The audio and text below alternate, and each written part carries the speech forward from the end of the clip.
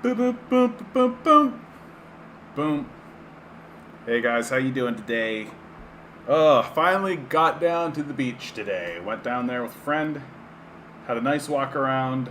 Really, really lovely, man. So lovely. I'm gonna like really dedicate myself.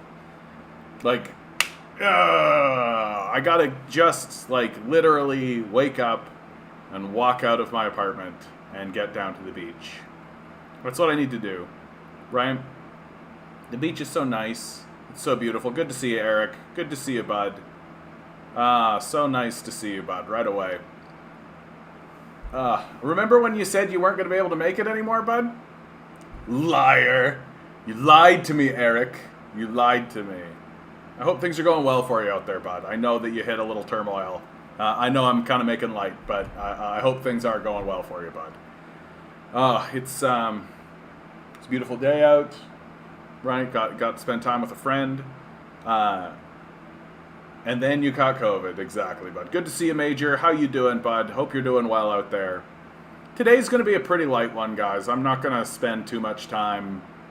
I've got some articles here, and I'll probably read some, but I feel like today I want it to just be more relaxing one, you know?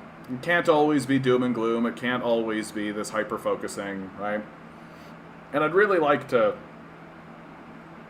I don't know, just like talking to you guys and like finding out what's going on more and more. But I suppose I do need to get this kicked off. Probably a bad idea to chew on ice while I try to talk to you.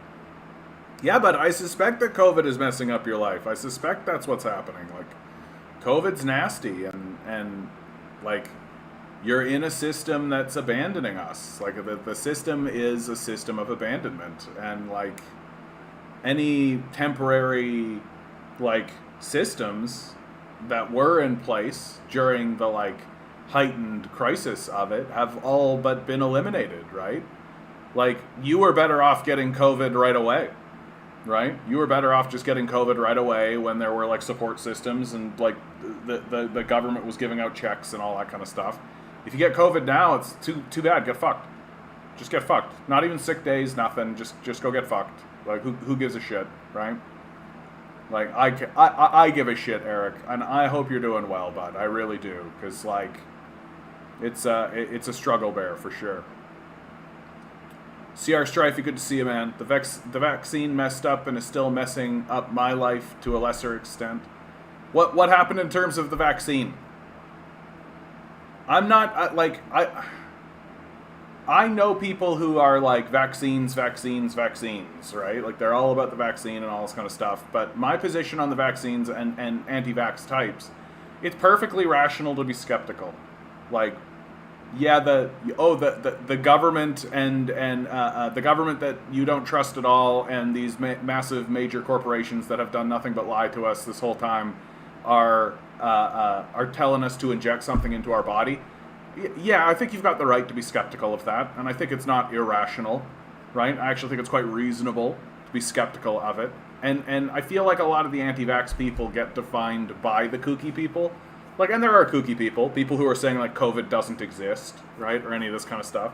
But, like, I've also talked to people who are like, yeah, I don't trust these guys, and I don't want to inject something in my body when they tell me to. I'm like, yeah, you know, like, fucking reasonable. And you are starting to see, like, more and more, like, there are adverse reactions, right? People are saying that they're getting vaccinated. And I mean, but that is to be expected with anything. Like, when penicillin was created, there were people who had adverse reactions to it.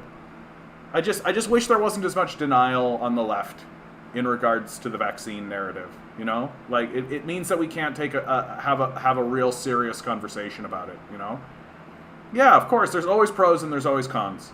There's always pros and there's always cons, and I just wish that we could discuss those more openly without it devolving into, like, oh, you're just a loser anti-vaxxer, right? Oh, you don't think COVID is real? Like, okay, bro, like, we can discuss this more seriously than that. Hey, Nova Scotia, how you doing, bud? Good to see you guys. Good to see you. Glad that you're doing well. Hope that you're doing well, rather. Oh my goodness. Like, my position on the vaccine always was because I always, like, I knew that it was going to be like this, that there was going to be, like, yeah, and of course, I felt like crap after my first booster, because that's how vaccines work. You are taking in a small bit of the poison, right? Like, that's the whole idea. You take in a bit of the poison, so of course you're going to feel bad after it, right? But I knew that it was going to be like this, that there was going to be, like, a lot of controversy and a lot of this and that and on the side and all of this. I knew there was going to be some of that. I didn't think there was going to be as much as what happened, but so that was a bit of a learning experience, I think, for a lot of people. But but my position always was, what are the doctors and nurses saying? Like, what are the people who are actually on the front line, right? Yeah, you're right, Macht. You're right. What are the people on the front line saying, right? Don't forget about the capitalists. Forget about the politicians. Forget about the people. Forget about the owners, right? Forget about the corporations. Forget about all that, right? What are the workers on the front line actually saying, right? And the doctors and nurses are the workers in this scenario. What are they saying? They're saying get the vaccine. So if I believe in the power of the workers and the authority of the workers tell me to get the vaccine, I get the vaccine. And yes, there's going to be adverse reactions, and yes, there's going to be those sorts of things. But we just need to kind of accept that it's a difficult situation for everyone, right? I need to go on social assistance financially and develop a support system because I am essentially disabled, yeah. Even today, I was trying to do some baking. I found that I lose count as I was trying to measure the flour. I've tried multiple times in different ways. I keep losing count. So it looks like that COVID is affecting my short-term memory. Yeah, I've heard reports of this, that there is memory loss associated with it. This is the thing that's really interesting and odd and strange about COVID, right? Is like they're discovering more and more things about it, and more studies are getting itself figured out. So we'll see. And now it's the monkeypox, right? Now there's this monkeypox floating around. See how that manifests and goes about. I suspect this monkeypox will like pop up and go away, right? That seems to be the way. But who knows, right? Maybe this time next year we'll all be like, "Did you get your 4th booster against the monkeypox?" It's the 5th variant of the Omega variant of monkeypox is out. I've had COVID. I'm unvaccinated. I'm in my 40s. I'm not scared. Yeah, I think that's what it's come down to. You know, I have conversations with unvaccinated people, and it just seems like the unvaccinated people are sitting there being like, I'm aware of what the risks are, and it's fine. It's fine by me, right? It's like, okay, like, and I do think like it's completely reasonable for the anti-vax crowd to talk about government overreach. Like, I think that there are clear examples of government overreach that happened. Like, they're trying to put in carding systems, they're trying to put in tracking systems, they're trying to put in all kinds of things that we would never normally accept. And I think it's perfectly acceptable to stand up and be like, what? No, get fucked. Like, here, they tried to make it so that if you wanted to go into an establishment, you had to, like, scan a QR code so that they could track your movement, basically. It fell apart instantly because nobody did it. Like, literally the entire society was just like, get fucked.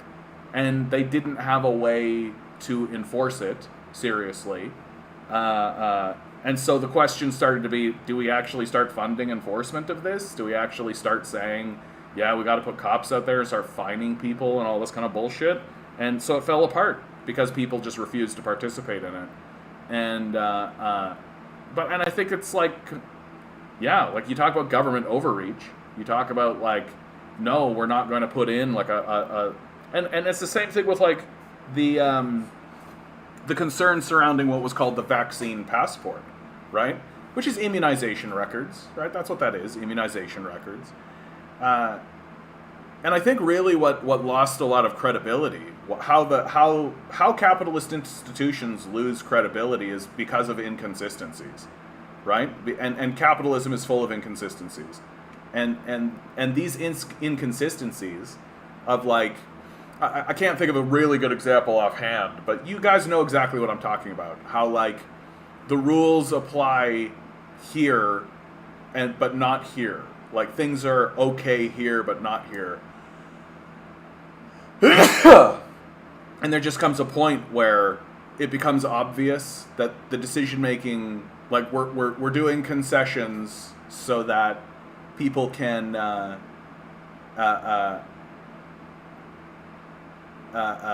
John is in the shadows this evening. It's because of the backlighting. I could close all this. I'm not going to. And as the sun goes down, I will come more to the fore. Thanks, pissed off. Grinning guys, I have loved ones in healthcare. Do me a favor if you need to go to the hospital for COVID in the future. Don't. I mean, we are like there is evidence that, like, people who have the vaccine get COVID too. So really, the truth is, right? The truth is, for someone like Grinning, like the only person who Grinning is causing any difficulties for is himself. That's really what the evidence is showing. That, like, it's not that we do see that people who have the vaccine still get, and not to huge degrees. It's not like 100% of vaccinated people are getting the COVID, right?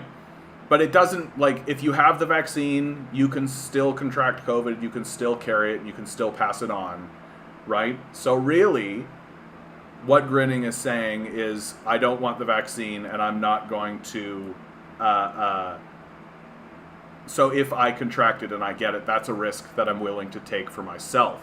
I hope that's fair of me to say for you, Grinning. I know I don't want to put words in your mouth or oh yes, and you're absolutely right, Adam. Like, I'm not trying to say otherwise. Like, this is what we're talking about when we're talking about having, like, a upfront conversation about it, right? That when COVID began, and still to a great degree, we were in this heightened emotional state, which is why I want us to move forward with a more forgiving attitude with one another, because now things seem to have planed out. Things have calmed down a little bit. It doesn't seem so life or death. Most of the establishments I walk into have removed their barriers, have removed a lot of the safeguards. Just today I saw a staff member, I walked into a Starbucks and I saw a staff member not even have a mask. She was just existing in the space, and they had removed a lot of the safeguards. So people are lowering their guard at this point. And so I hope that when we talk about COVID, at least in this channel, with one another, we can talk about it and be frank and upfront and honest, but not condemning and not talking to one another with a kind of dismissive attitude. Just with the awareness that, like Grinning, sharing very upfrontly, thank you, sir, that he's unvaccinated and he doesn't feel he needs to be vaccinated for himself, and that there are others around him. Adam, of course, saying, okay, but I have loved ones that work in healthcare.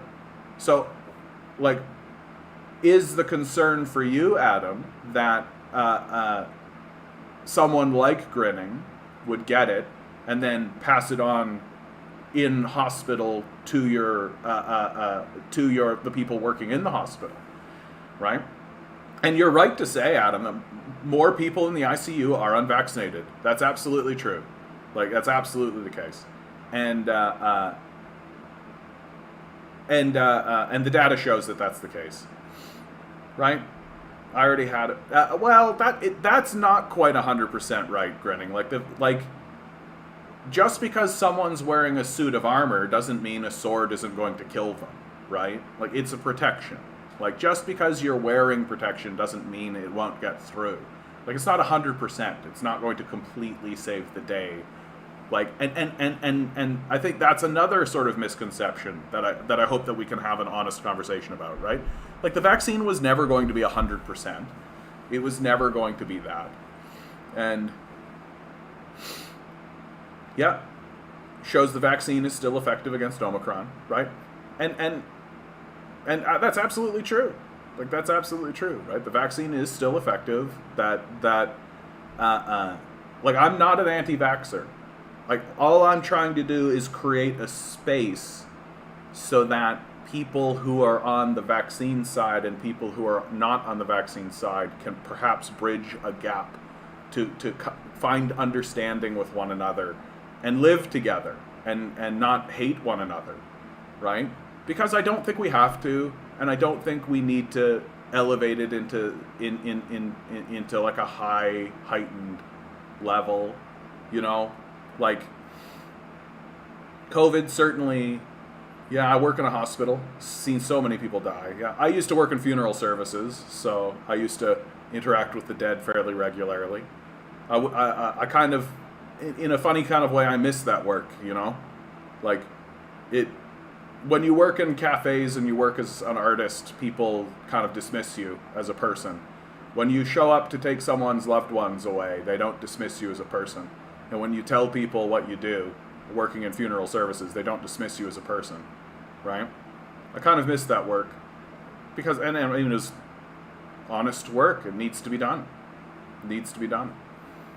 The problem with that idea, of course, here in Ontario is that the entire funeral home system is family owned and operated, and so you get a lot of shysters. And no politician wants to get involved in regulating the funeral home because the strategy of the families is to find the 98-year-old grandma, cart her in front of a camera, and be like, this politician is trying to ruin our funeral home and make things harder for your dying loved ones, right? It's political suicide. So most of the rules surrounding funeral services exist from as far back as the 12th century. Like, that's not a lie. Like, that's not bullshit. Like, rules that existed in like medieval England in the 12th century are the rules that are in place now. And anytime the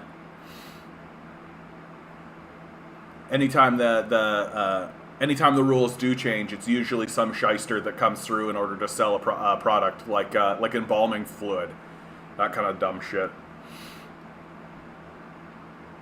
Yeah, I'm with you, Matthias. No, the cons are definitely going to win this election. Like, all of the evidence is showing it. Like, I've got this. This is a grade, but I've got another thing here. Where did I find it?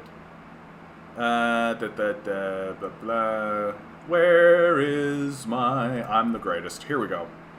Like, this is pretty straightforward, right? Like, this is from 338 Canada, right? Projection. They've updated as recently as today.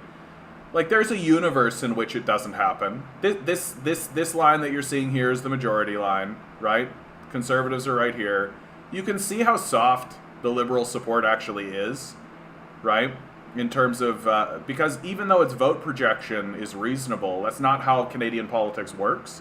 It's a riding by riding system, right? And so you're seeing, like, a relatively soft showing from the left.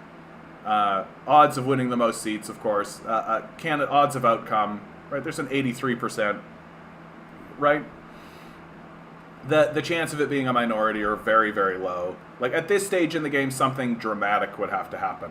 And it's the reason why conservatives aren't showing up to debates. It's the reason why, because at this stage in the game, it's just a walk, right? It's just a walk, right? Like, literally, they've got the football. There's nobody around them. They can just walk it in, right?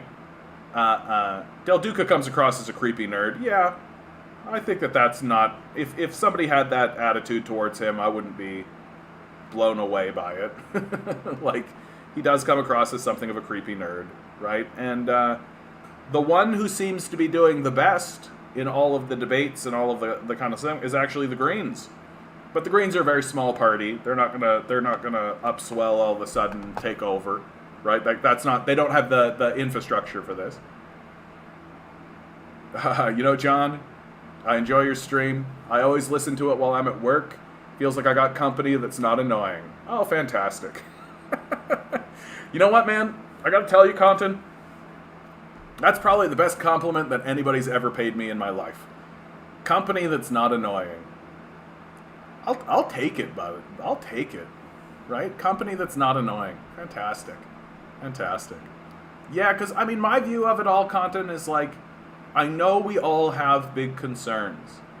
I know we all have big concerns about a lot of the stuff that's going on. And my hope is that I can help ease the journey. That's all. My hope is that I can use my voice and get through this stuff with you together. We can grab hold of one another, and just through talking about it and through conversation and through observation and analysis, we're gonna make it through together, you know? And there's so much anxiety and there's so much pressure, and depression is rampant. People's mental health is all over the place. Everything is going crazy. And I think to myself, well, how can I participate in a way that actually helps anybody get through any of this? And the only thing that I can come up with, is that I'm going to talk with people and help them get through it and see a perspective that makes any of this make any kind of sense whatsoever. Because my position is that we have to stop participating in this society. Like, this society is structured to destroy us, and we have to stop participating. Like, we have to. And that's what I'm trying to do, right? The capitalist job that I have is one that I sought out because it locally sources everything. They're trying really hard to be aware of the climate change issue. They're trying to lower their impact. They're trying to do everything they can, while simultaneously providing a service to people. To like, if the worst thing that happens to me in this life is that I spent my time giving people coffee and cookies and shit, there are worse things to have done. And we are, and so I'm glad that you're listening, and I'm glad we're here together, and I hope more than anything that I help ease your burdens. That by sharing this anxiety together, as they say, misery loves company, that by sharing these burdens together, we can get through this with a little bit of dignity, a little bit of grace, and a little bit of dignity. Oh, Dr. John Campbell has shown the data with the vaccine has become ineffective. Is Dr. John Campbell that guy that was on Joe Rogan? Dr. John Campbell. Oh, this fellow. No, this fellow. Right. I haven't seen anything from this fellow that makes me go, that makes me lose my mind. Hello, everyone. My name is. I'm a retired nurse teacher. Yeah, I mean, again, right? I think what Adam is hitting on here, right? And well, misinformation, but like, because there's so much, right? Right?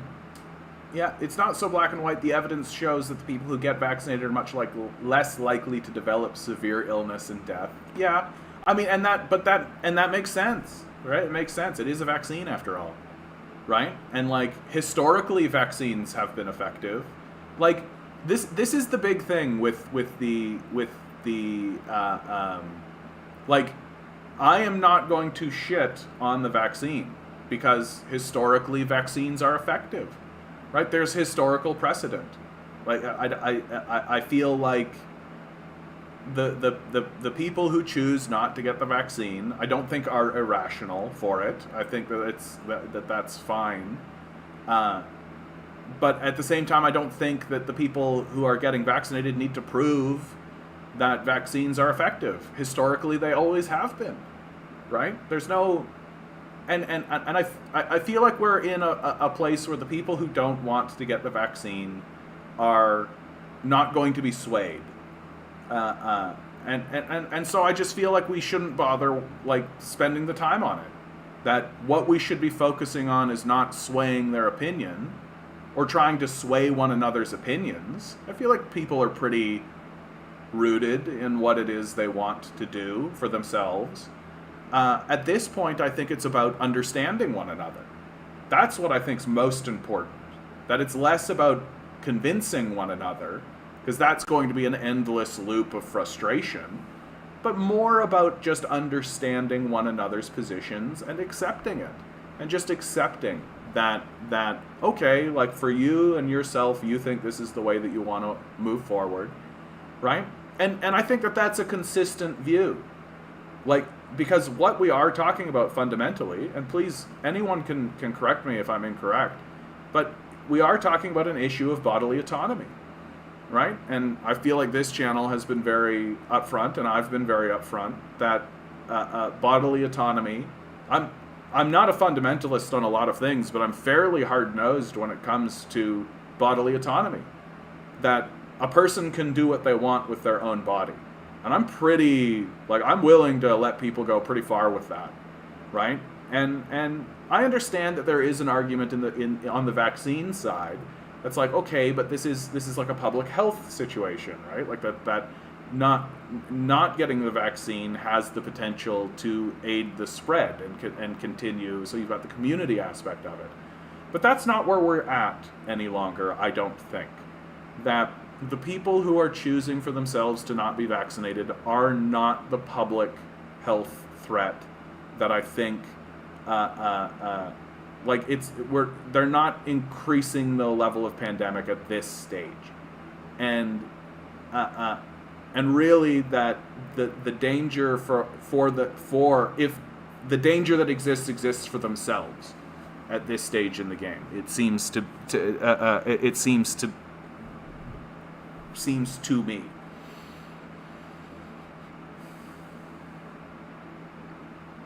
And of course, I'm willing to be corrected in certain ways, because again, this particular issue is interesting because there's a lot to it. There's a lot of sides, and there's a lot of voices, and there's a lot of things going on, and there's a lot of issues at play. And my concern is not to be right, but just to kind of understand where everyone is coming from. That's really my hope, and my hope is that we as a culture can get to a point where we understand one another, right? Because I do think that it's mainly understandable. And I mean, of course, there does come a point where you may have to simply shrug and be like, this is kooky nonsense. Like the people walking around saying COVID doesn't exist. Like, you're just going to have to shrug and be like, well, kooky people everywhere.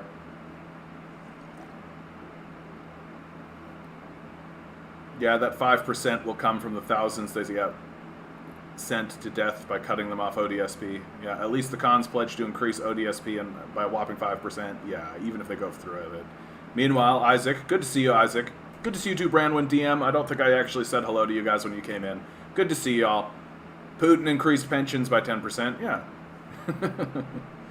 Like that's pretty in line with how Russians are, right?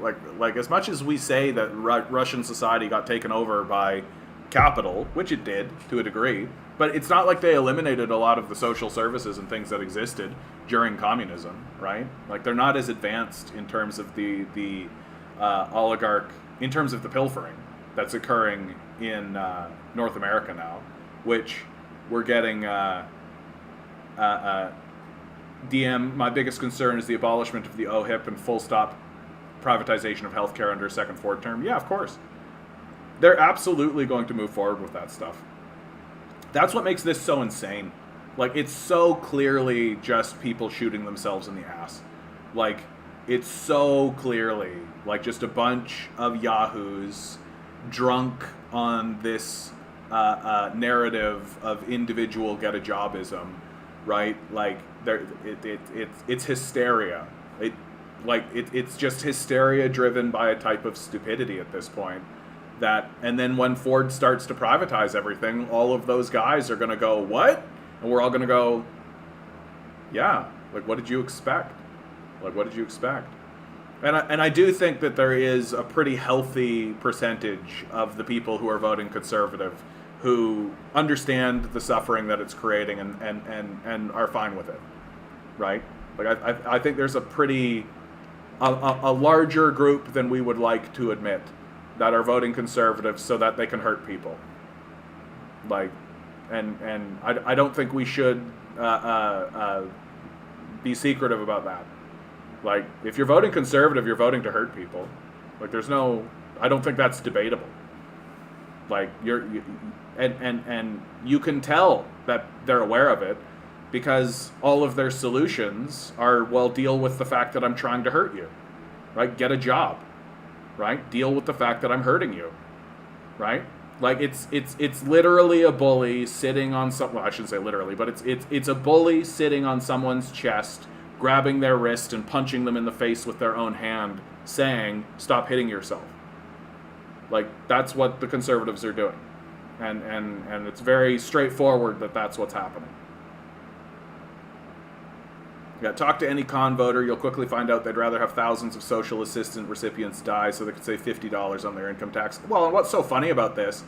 It's the classic conservative flaw, right? So, okay, so you're abandoning thousands of social assistance recipients, so homelessness spikes, poverty spikes, right? And so that $50 that you save on your income tax, well, you got to turn around and deal with the services that are required to deal with this mass poverty you've just generated, right? Or even if they do die, what, you think funeral services are free, right? You think the services to actually deal with all of this death is free, right? You think the military personnel you're going to need to send into these places, right? You think the eviction system, you think the landlord system, you think any of that system is free, right? So they'll end up spending 3 times the amount to do it, right? Which I'm sorry to say, like, they know, like, at this stage in the game they know, right?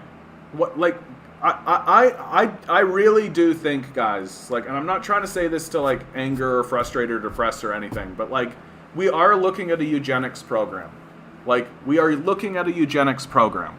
Like, we literally allowed medically assisted dying, right? Government-sponsored medically assisted dying without actually improving the quality of life and, in fact, declining the quality of life for people. This is a eugenics program.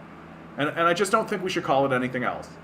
Like, and the Ford administration, right? They're not going to increase ODSP by 5%. They're not going to do that, right? They're going to seek privatization. They're going to keep telling these people to get a job or die, right? And that's what's going to happen. And the stories of people going through the medically assisted dying program are going to increase, right? Steadily, more and more people will start to realize what it is, a eugenics program, and the conservatives are fine with it, right? The conservatives vote for this eugenics program. That's what's happening, and I don't know why we call it anything but that, right? It's eugenics. We're purging the society of the weak. That's like classic fascist bullshit, right? Like, and Doug Ford's like a straight up fascist. Like, all these guys walking around being like, yeah, Doug Ford is a good man, he's a good old boy. Like, Doug Ford tried to give the police literal, like, stop and search fascist powers. That so fascist that the police in Toronto declined them. Right? Really think about this. That the leader of the province tried to empower the police, and the police found it so aggressively egregious that they declined it. They said, no, we're not going to use these powers. Like, Doug Ford's a pretty straightforward fascist, right? He's cut services across the board, right? Except police, which all of the funding that he cut from everybody else, he funneled into the police. Like, that's pretty straightforward fascism. Like, I don't think we need to be, like, and everybody loves him.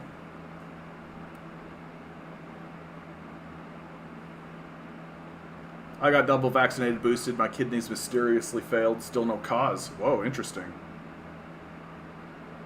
It should have been a personal choice with no coercion. I mean, part of the issue, CR Strifey, is that, like, what to me it revealed more than anything. I'm jabbed up here and have become a Cronenberg monster. Oh my god. But And sporting anti-vaxxers goes against the spirit of communism. I mean, but this is just it. Like, I think that we should be able to have a conversation about this. Does it? Is this the thing, right? Forcing people to do anything sounds like fascism, right? Also, pharma made big money and it was funded by us, right? So you see, and I'm glad that we're having this conversation. I'm glad that we're having a back and forth about this. Like, I don't think that we should be afraid to talk about this openly. And I was about to say something and it was going to be brilliant. You guys were all going to have a life-changing experience right here, and I promptly forgot it. Oh yes, I think the thing that, here it is, after that hype. The thing that really this moment revealed more than anything is the genuine general mistrust that exists in the society, right? That during a period of crisis, right, the society did not say, we've got to come together, work together, solve the problem. The society basically fought itself, right? Pretty clearly. And I think a lot of people were taken aback by how much there was, and a lot of people were really taken aback by how aggressive it was, and how much confusion and disorganization and unwillingness to participate in larger conversations or community ideas. I mean, we all saw the temper tantrums that were thrown. We all saw that. Like, we all saw like Chris Sky. We all saw Chris Sky, right? We all saw these things, right? And I think that's what was the most revealing. And the thing that I hope we actually talk about, which is the dysfunction of the society's inability to actually create a program that the society was willing to go along with, because of the overwhelming amount of mistrust for one another that exists in the society. And really, I think that element of mistrust, it has been well earned, well developed. You can see after 40, 50 years of neoliberal rule, right? Like the denigration of institutions. Like, literally, like the Reagan era was the government is the problem.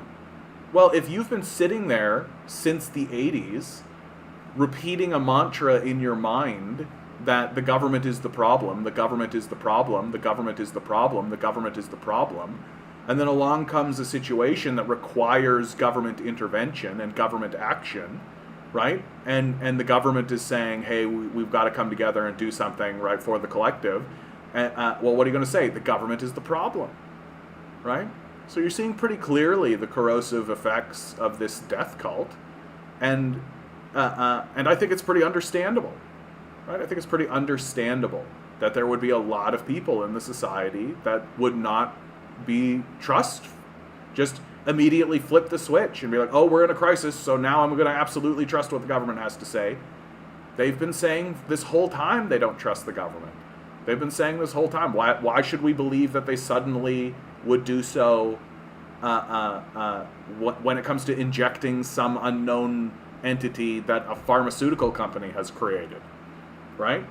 Like, this is why neoliberal capitalism is dangerous, because it's a destructive force that tears apart social bonds on purpose to isolate people, so to create problems so that they can sell them the solution to the problems they're creating. That's neoliberal capitalism in a nutshell, right? We're not going to actually solve problems through social action. Like, climate change is a great example of this, right? What's a social action that we could all take in order to confront climate change? Stop polluting. Stop polluting. Just stop. But that doesn't work for neoliberal capital, because that means you're not buying something, right? That's not how capitalism tries to solve its problems. It's not how capitalism tries to solve the problems of the society. The only acceptable way that capital has to say of you solving a problem is if you buy something, right? But to solve the climate change crisis, the thing that we should be doing is stop polluting. It's the opposite. Don't buy anything. In fact, stop going to work. In fact, stop commuting. Stop traveling. Stop doing any of this kind of stuff. Stop purchasing. Stop buying. Grind this economy to a halt. That'd solve the climate change crisis. If everybody just stayed home, chilled out, stopped fucking around with this stuff, played board games, got to know your neighbors, threw some parties, had a festival, right? And we used like fossil fuels just to transfer like food around to make sure nobody's starved, right? Just make sure everything's taken care of on kind of a basic level, right? Start supporting community gardens, start supporting more local stuff, start supporting all this kind of stuff. Yeah, we could solve it. It'd be easy, but it doesn't sell a product, right?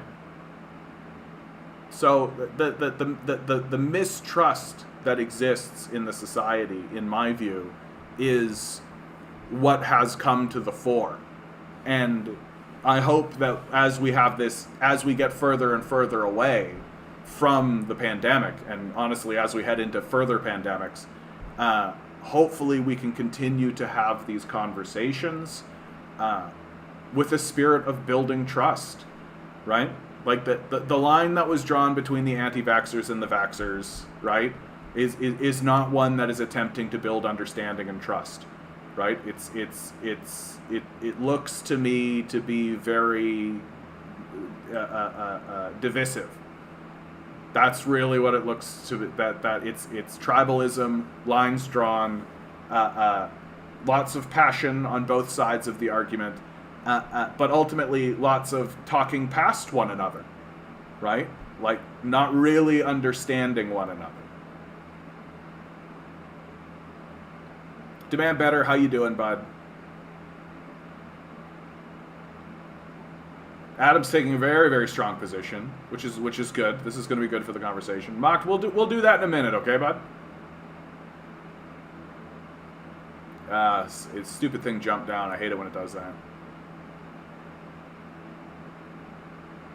Yeah, Dr. John Campbell's not an MD. Does have a fair amount of credentials. And I mean, I don't know. Like, I feel like if you guys are going to listen to my opinion, then perhaps listening to an actual doctor's opinion is not so bad either. Only got to force it because too many anti-vaxxers. Cuba doesn't force vaccines. And look at their lack of anti-vaxxers. But that's exactly what I'm talking about, Adam. What's Cuba doing that we're not doing? How has Cuba built trust in its community? Because that's what it's coming down to. It's about trust, right?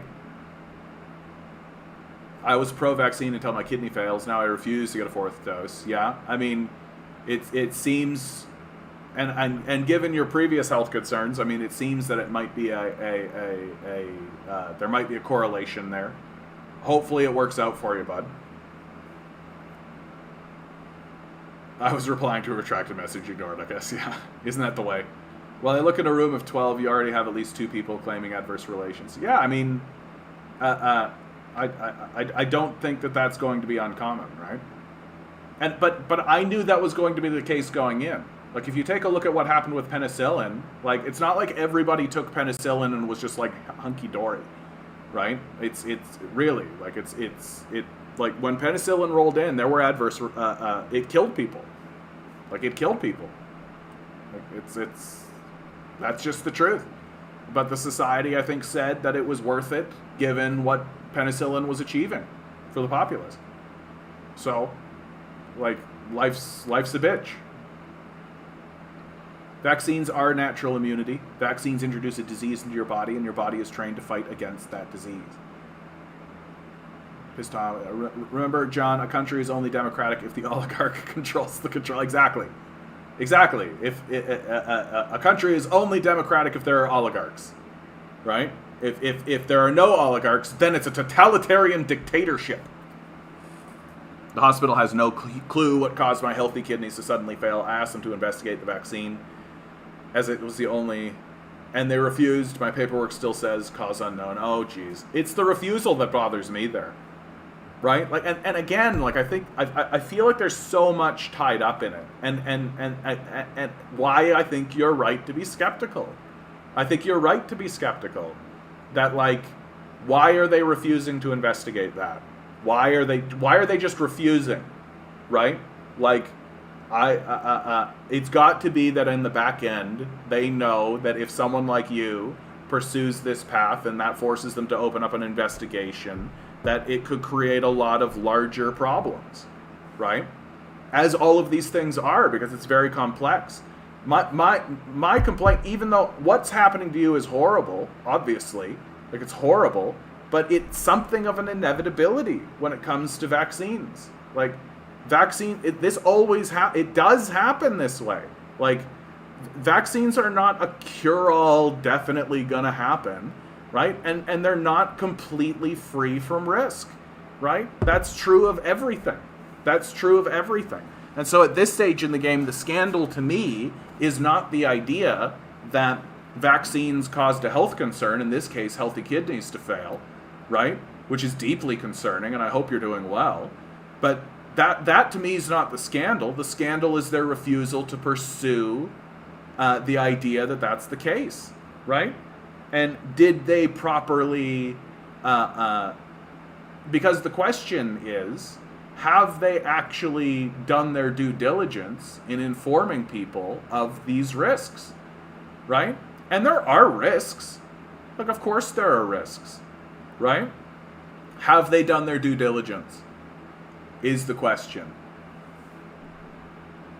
Conservative voters don't seem to care about government overreach and waste when the cons are in power. They think they're on the same side as the oligarchs and don't want to realize they got tricked. I mean... yeah, there's something to that, dude, for sure. Well, because, look, if you're more and more, like, if you're voting conservative, you're doing it because you know that conservatives will hurt people. Like, you're aware of it, and that's the goal, right? I shouldn't say that as a blanket statement, of course, because you do have examples like Stephen Harper putting in the child care benefit. Right? There's a very clear example of a conservative who put in a policy that kept millions of children out of poverty, right? But interestingly, he doesn't talk about it. He never mentions it. He doesn't bring it up.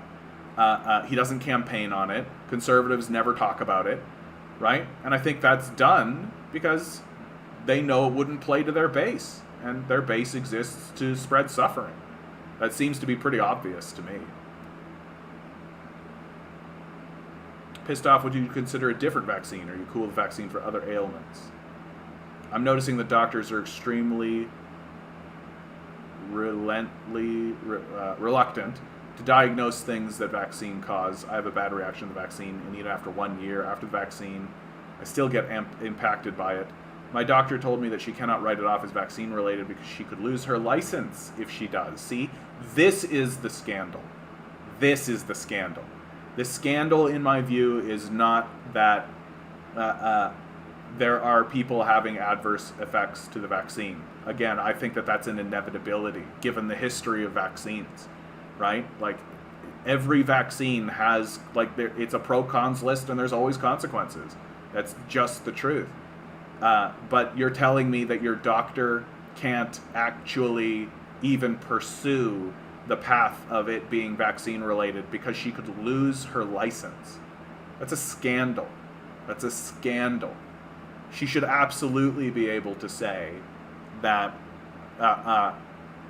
we should absolutely be able to say, without any smugness or kind of a snide sort of sniffing, that yeah, a certain percentage of people who are taking these vaccines are going to have health concerns. Obviously. Like, it's always been the case. It's always been the case. And these health concerns are a good reason for why I think people on the anti-vax side of the conversation might be a bit leery and skeptical, right? Now they're pushing a smallpox vaccine. I'm very hesitant, yeah. You are more likely to be, and what Adam is saying, of course, is true. I'm really valuing your presence here, Adam. I've got to tell you, and I appreciate that we're having like a pretty open conversation about this. This is what I want. I don't want us to hide anything from each other, and I don't want us to be constantly trying to dunk on one another, right? All of this needs to get aired. We need to air it constantly, like and not in a way to condemn one another, but in a way to come to an understanding with one another. So I'm glad that you're here fighting on the side that you're fighting on. You're more likely to be hospitalized if you're not vaccinated by orders of magnitude. Yes, that is just factually the case. Getting vaccinated is being is solidarity with healthcare workers. If unless you're prone to adverse reactions, you're an enemy to working class people if you don't get vaccinated. There is, I think, there is kind of a counter to this, though, which is that, I mean, the people who are healthcare workers kind of know what they're signing up for, right? That if you ask me, the scandal against healthcare workers is not the unvaccinated. It's the mistreatment that has come from the government, right? Like Doug Ford literally cut funding to healthcare services over this period of time, right? Like it's a brutal thing to have done to healthcare workers, and what I'm concerned about with this line of reasoning is that what it's doing is it's deflecting. It's creating a wedge that makes the working class fight each other, while not paying attention to who the true enemy is. Like, why didn't the Ford here in Ontario? Why didn't the Ford administration open up the taps and actually start funding? Why didn't nurses get a raise? Why wasn't there a training program to get more nurses in? Why wasn't there more beds put in place? Why wasn't the whole system expanded? Why aren't we actually focusing on creating a more robust healthcare system that can actually respond to the crisis as it exists, as opposed to responding to the crisis in the manner that we wish it would be, right? Because the goal is to privatize it, right? The goal is to privatize it, and so they're not going to expand it, they're not going to increase funding, they're not going to do any of that kind of stuff while they're trying to privatize it. And as long as they can point at somebody else and be like, oh, look, they're the problem, right? These other citizens and these other workers, fight them, then they're winning, right? Then they're winning. And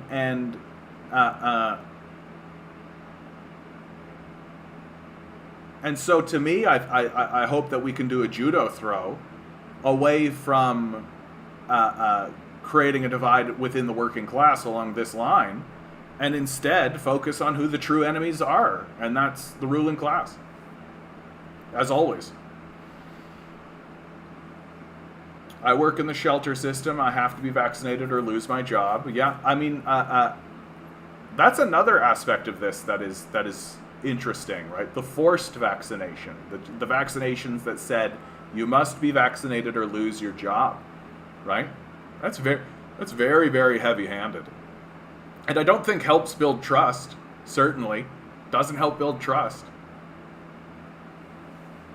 Vaccines are rarely dangerous because they essentially just boost your existing immune system with info it wouldn't otherwise have access to unless you face the whole virus, unlike many other drugs.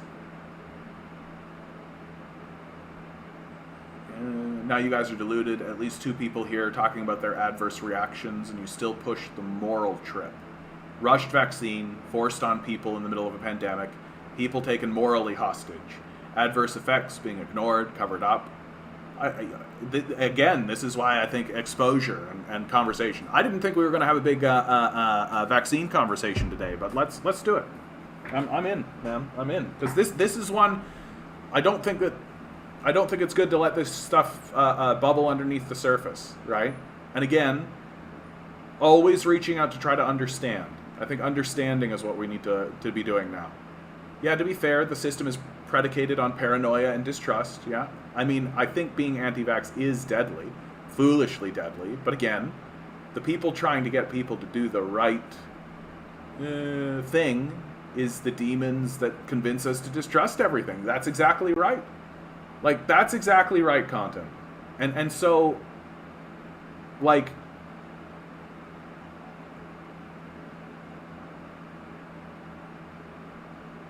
we are in a period of post-truth.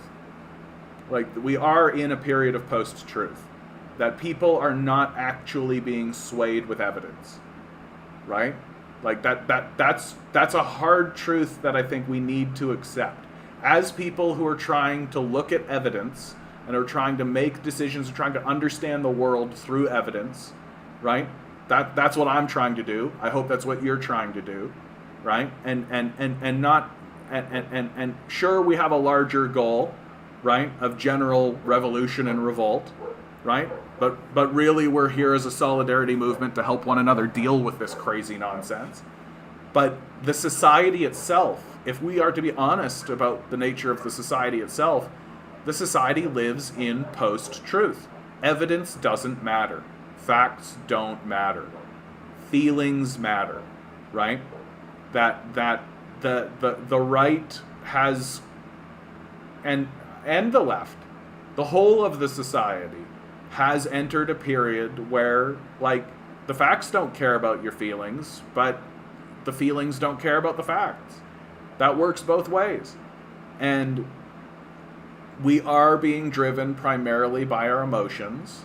We are being driven primarily through suspicion and mistrust, right? Through tribalism and groupism and all of that kind of stuff.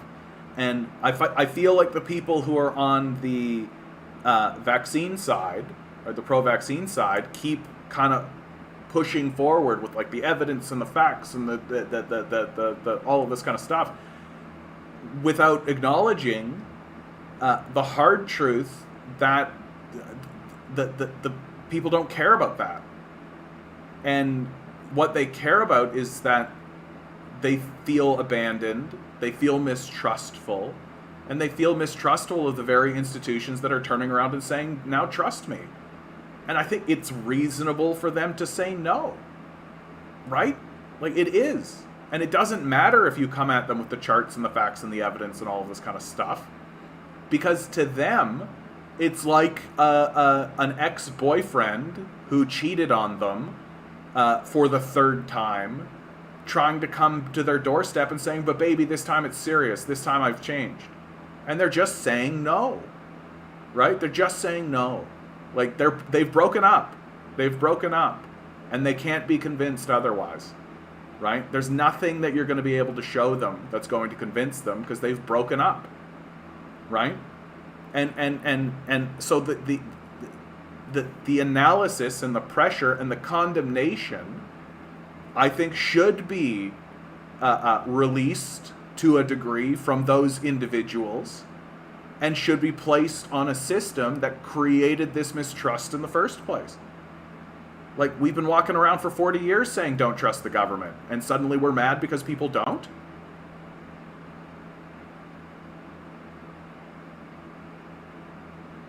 I've been severely damaged by a big pharma medication for 8 years now. Ethoxer caused me nerve damage where I have pain all over the top of my skin. So I understand people's skepticism. That's brutal, Brandon. That's brutal, man. I hope you're working through that. I hope that you're finding some peace with that. Oh my God. Oh my God. These people lie. That's just it. That's just it. They do. Like, that's just it. Like, we saw what happened with the tobacco industry. We saw what happened with we see what's happening with climate change. Like, these people lie. These people lie.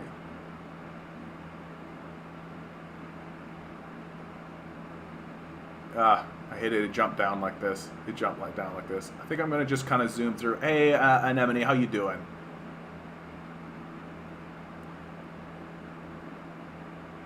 Denying facts isn't misinformation. Get real. Okay. But again, please, let's keep it civil, okay? Let's keep it civil with one another, because this is a tough one, and it is. This is a tough one. There's a lot, and there's a lot of vectors in this conversation, right? There's a lot of vectors.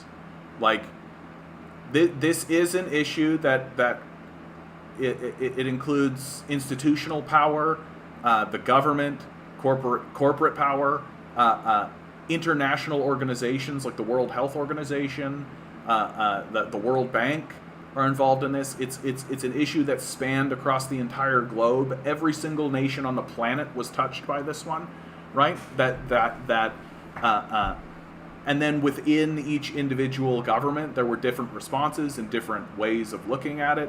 And I think we've got to be more forgiving with one another, and less confrontational, more listening more, and trying to find that place of understanding.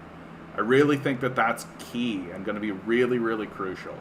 And the goal for us should be to de-escalate the emotions, to de-escalate the sense of push, right? That we're not trying to push away each other, but we're trying to find a way to understand the other person, so that if we're not hunky-dory and skipping and loving and blowing kisses and all this, at least we can stand in the same space with one another, right?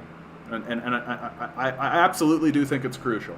I absolutely do think it's crucial that that's the way we move forward, because this is a trauma, guys. We experienced a big trauma, right? It was not insignificant.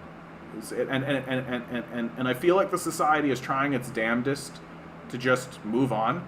It's trying its damnedest to just stand up and be like, oh, COVID's over, brush yourself off, continue on. It's not going to happen that way. It's not going to happen that way. And if we don't try to understand one another and try to reach across to one another and try to find that compassion and empathy, to at least tolerate one another in these situations, then these sorts of things bubble and fester and explode in serious ways. Show me your peer-reviewed research where it says the COVID vaccine doesn't work. The people, they don't care. It doesn't matter to them. Anti-vax was probably started by Big Pharma because they stand to gain the most from people avoiding vaccines and taking natural remedies that pharma controls the supply chain for anyways. I like that theory, dude. I don't think that's the case. I think pharma would like to sell as much of this shit as they possibly can.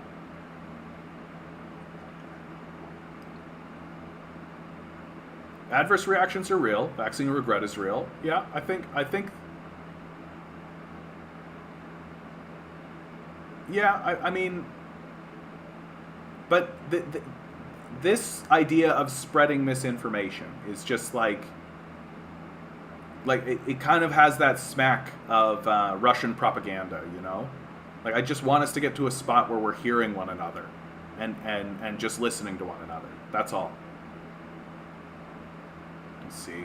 I forget you said you physician. They refuse because the atmosphere of vaccine passports, if they raised a red flag, they lose their license. Yeah, I mean, the vaccine passport thing,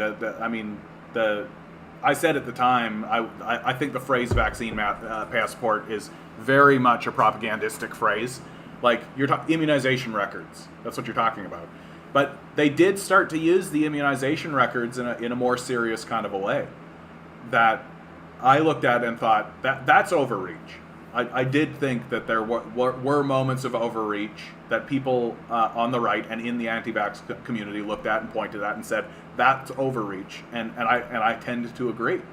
Like, and we shouldn't pretend like governments aren't going to try to use these moments to do overreach like that. Of course they are. Of course they are. Yeah, immunocompromised people need people to be vaccinated because they cannot be inoculated.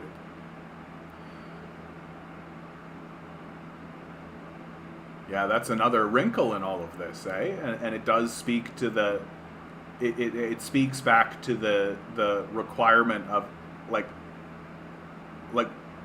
why are we as a community not coming together to resolve this kind of an issue, or to think about those kinds of people, right? Why have those people been shunted to the side? It's definitely part of the conversation, and it's things like this that definitely make this conversation much more difficult. Like I said previously, there's a ton of vectors in this, right? There's a ton of vectors. It's not as simple as like,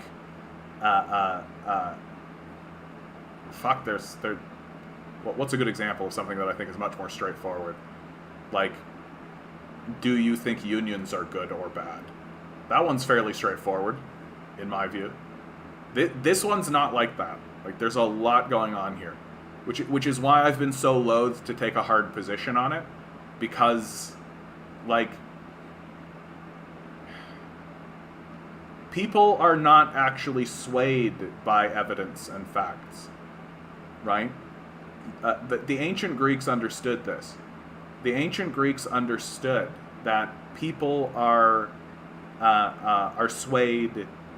The evidence and facts matter, certainly, and you want to rest upon those, but people are far more influenced by emotion. that emotional arguments and arguments to persuade people from an emotional position matter way more to people than the facts do.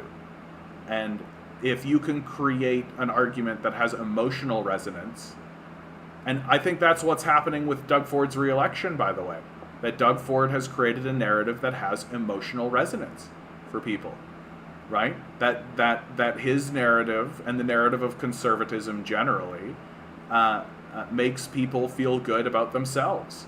That I'm strong and I'm big and I'm powerful and you just need to work harder, right? You're failing because you're not working hard enough while I take my daddy's money and do whatever I want with it. Like, and this inflating of the ego that the conservative power structure facilitates is emotional. It's not based on evidence or facts, right? And of course, my frustration with the conservatives is like they want to spend more money for worse results because they don't actually care about the facts. They care about the emotions. And unless we can create an emotional narrative that makes sense to these conservatives, right, then we'll never get rid of them, right? And the NDP and the Liberals have failed at that. The Greens are doing a better job. The Greens are doing a better job of creating a emotional narrative that resonates. And yeah, and we'll see how it goes. Yes, I think it's extremely important to protect immunocompromised people, of course. I know a girl who was FN, she died because they didn't believe her, thought she was making up she had pneumonia, died of myocarditis from the vaccine. She would have been saved if they believed her, yeah. I'm not doing anything for anybody if it's at my own peril. I mean, there's another part of it. You're right. Like, you're right, dude. Like, it's like, if you don't trust the vaccine and if you think that the vaccine is going to have adverse effects, which vaccines do have adverse effects, like, historically that's true, right? It's not 100% safe, right? It's not even 95% safe, right? There are risks, absolutely, and I don't think it's fair of the pro-vaccine crowd to pretend like that doesn't exist. And then, of course, on the other side of it, Anemone is bringing up a very strong point, which is, okay, but there are people who are immunocompromised who can't take these vaccines. And once again, we as a society are choosing to kind of throw them to the side, right? Which, I mean, that's what here in Ontario, that's what we do. The companies have ironclad protection from lawsuits, so why not investigate these cases? Do they have ironclad? Now we're getting into territory that I can't comment on, right? I simply don't know. Like, and there really isn't anything, like, there's no such thing as ironclad protection, right? There really isn't. That they can do their best, but there's always avenues. There's always avenues. John, Google Tuskegee experiment. You got it. Tuskegee experiment. Yeah, the Tuskegee study of untreated syphilis in the Negro male, informally referred to as the Tuskegee experiment, was a study conducted between 1932 and 1972, literally 40 years, by the United States Public Health Service and the Centers for Disease Control and Prevention on a group of nearly 400 African Americans with syphilis. The purpose of the study was to observe the effects of the disease when untreated, though by the end of the study, medical advancements meant that it was entirely treatable. The men were not informed of the nature of the experiment. More than 100 died as a result. Right? Like, this is real. This is true. Right? Like, I can see how people could read something like this and then be like, are they using this vaccine to experiment on us right now? And just not telling us? And it is important to recognize how important vaccines have been, yes. right? Again, it just comes down to that issue of trust. And why do we not trust one another? What's happened to the trust? I won't take the vaccine unless I have to. I've already fought off COVID, which means I have antibodies. Don't listen to me. I'm an enemy of the working class. Got some laughing faces here. Yeah, I mean, I'd actually like to peel into this a little bit with you, Grinning. Just so, like, is it this skepticism? Is it that you're concerned about health concerns for it, or is it that you just think that it's superfluous or unnecessary, right? And again, I'm not trying to condemn anybody here. I'm just trying to get a better sense from people, because, again, I've said it a couple of times now, there's a lot of vectors in this conversation. A lot of vectors. The smallpox vaccine is one of the safest, most successful vaccines in history, to the point where smallpox is all but eliminated. No reason to be hesitant. I think that there's some truth to that as well. Like, smallpox was a very successful vaccine. Like, it, and I think that, I mean, the smallpox vaccine Wikipedia.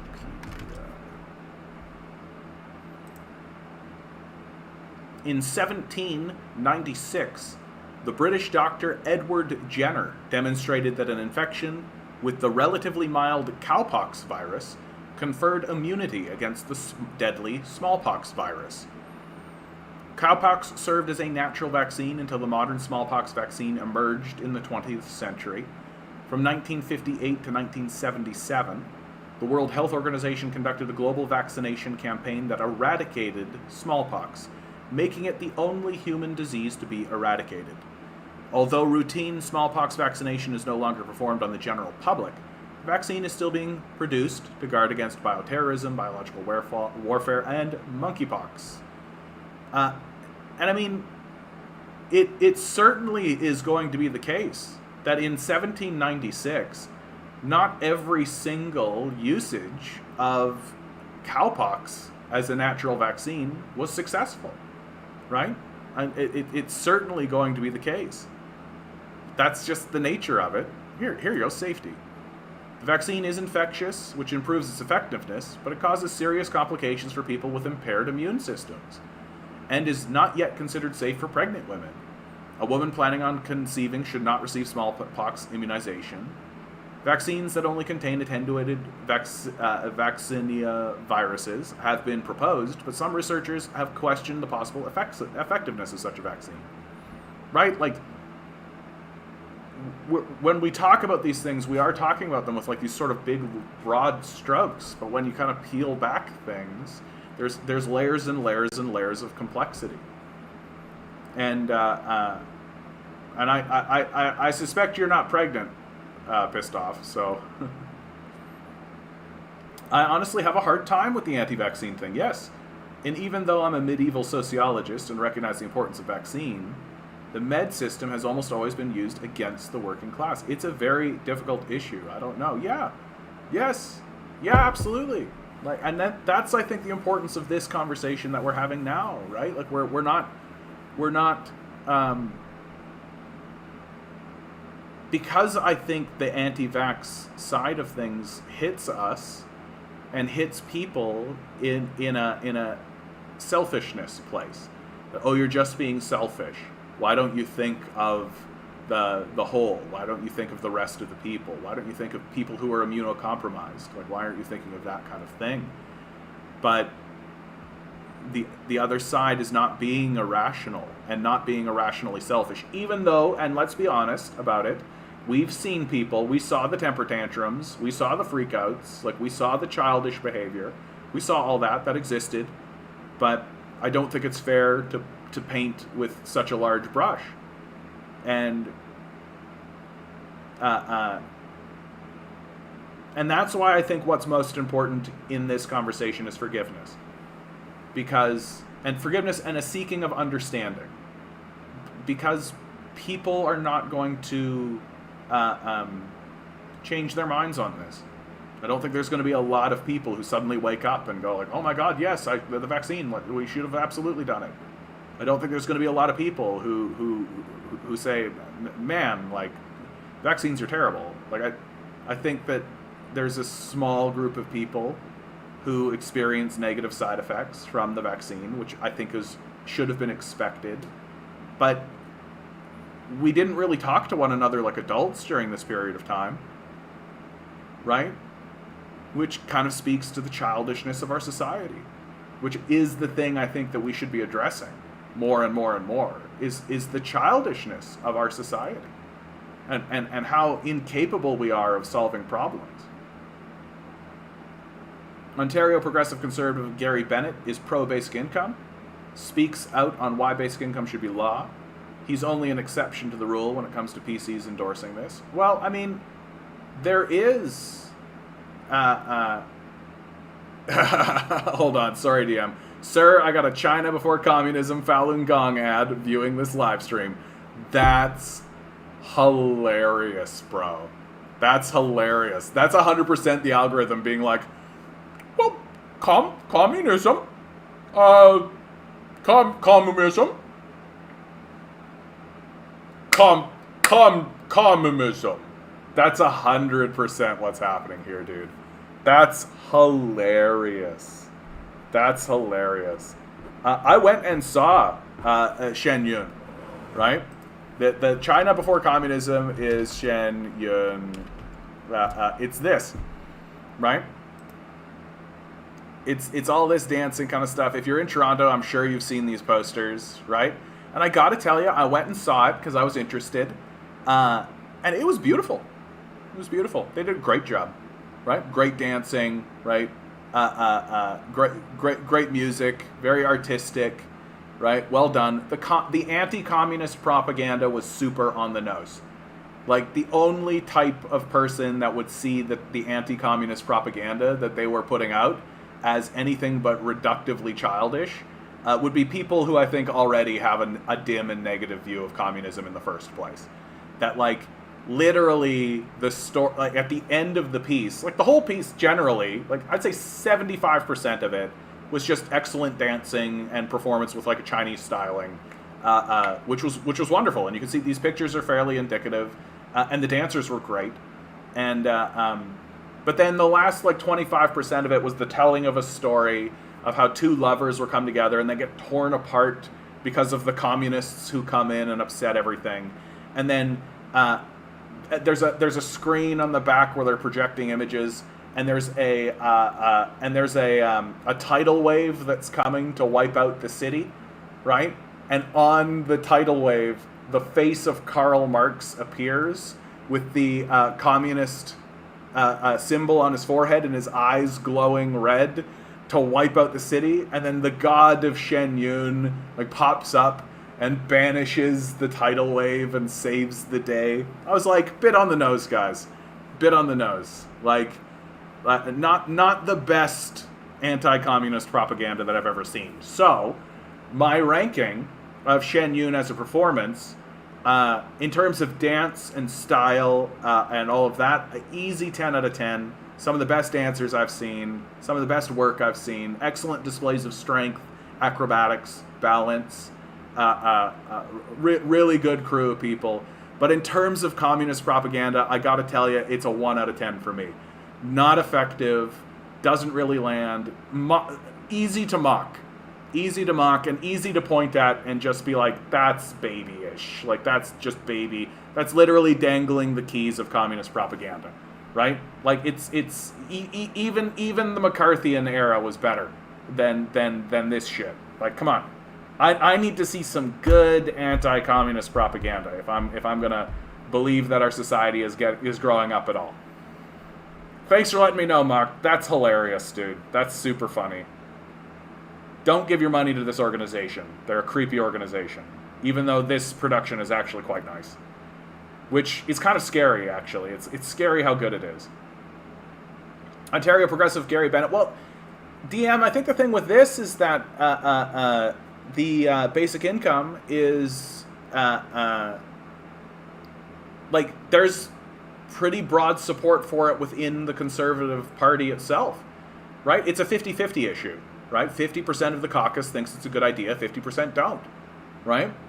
Which is pretty good for conservatives and conservatism, right? Some of the most outspoken supporters. Hugh Siegel is a conservative, right? Like Stephen Harper, a conservative leader, passed a basic income for children in this country. Like, we could do it. We could do it. Like, conservatives could do it. I just, like, and at this stage in the game, who knows what the fuck's gonna happen? Like, who knows what the fuck's gonna happen, guys? Like, it's this place is getting fucking weird. Things are getting weird.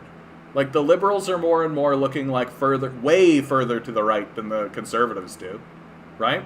And the conservatives are standing up and trying to position themselves as a party against the elites and against, like, the structural oppression of the globalists. Like, what the fuck? It's all bullshit, obviously, but it might generate something. Who knows? At this stage in the game, it's all just kind of a faff, isn't it? Vaccinated workers of the world unite. No, I don't agree with healthcare workers knew they were signing up for. Yeah, I think that's true. And I think that healthcare workers were widely abandoned by their politicians and their political class. That's the scandal, is the abandonment that those people experience. And we're going to pay for it. There's going to be a huge number of nurses. There's a huge number of nurses that are going to walk out of the profession. Absolutely. Mandates put a wedge. Lost a coworker who refused to get vaccinated. Yeah.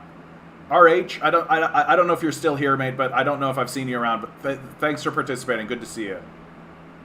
The state will be little more than a garrison refereeing the culture war that has replaced any notion of public service or well-being. Yeah, that seems to be the case. Seems to be the strategy of abandonment, right? We've lost the forest for the trees. I think enforced vaccination is a slippery slope type thing, beneficial but also begets other forms of medical control of the working class. Yeah.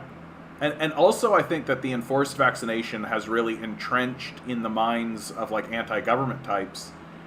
It's dug their heels in further. It's dug their heels in further. So it's like your libertarian types are even more opposed to the idea of government intervention or government ideas or government-run enterprise or anything, right? Because they're like, look what they tried to do. They tried to force me to inject something.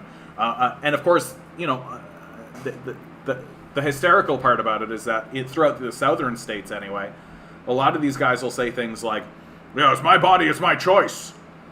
Women have to have babies, though, right? Yeah, are you referring to their self-diagnosed adverse reactions? I mean, if doctors won't diagnose it, or with the official reporting, what else is one left to do? And I think it is fair to say that, like, doctors are refusing to move forward, right? They're refusing to actually even attempt to see if there is a diagnosis. They're just refusing to do it, right? They were great workers, and now they're out of work and have been radicalized because they can't earn an income. Yeah, no shit, eh? Nothing radicalizes someone more than hunger. Capitalism has made it impossible for the working class to benefit from medicine. Yeah, exactly. Post-truth. Yeah, like it. Believe it or not, your system has enabled so much lying and deception that those who have done that can't even tell the truth when they want to. Yeah. And I actually think that there is a good degree of, like, people in the system who just lie because you're supposed to be lying. Like, I'm seeing, like, politicians tell lies they don't need to tell. You know? That lying is just now part of the system. It's just become structural in a way. And like, here's a great example of what I'm talking about. Fauci, right at the beginning of the whole thing. And this, in my view, is non-controversial, right? Fauci, right at the beginning of the whole pandemic, told people that masks don't matter, right? Which we know is wrong, right? Of course masks matter. And even Fauci came out later and said that, well, the reason why I said that is because I didn't want to create a run on masks. And he turned around and said now everybody should mask once they got the supplies. And so what that tells me is, it tells me that there's an institution that, instead of reaching for, okay, everyone, We don't have enough masks. This is a crisis that we're in. We're asking you all to be prudent and patient with us as we resolve this shortage. Masking is important, so everyone stay safe while we get the supplies and we can get them to you in a timely manner. Instead of taking an adult position and being open and upfront with people, which I think people value, they reached for a lie, right? And you can try to make the argument that it was a little white lie or whatever you'd like, all right? Oh, well, the ends justify the means or whatever you like, but a lie is a lie, right?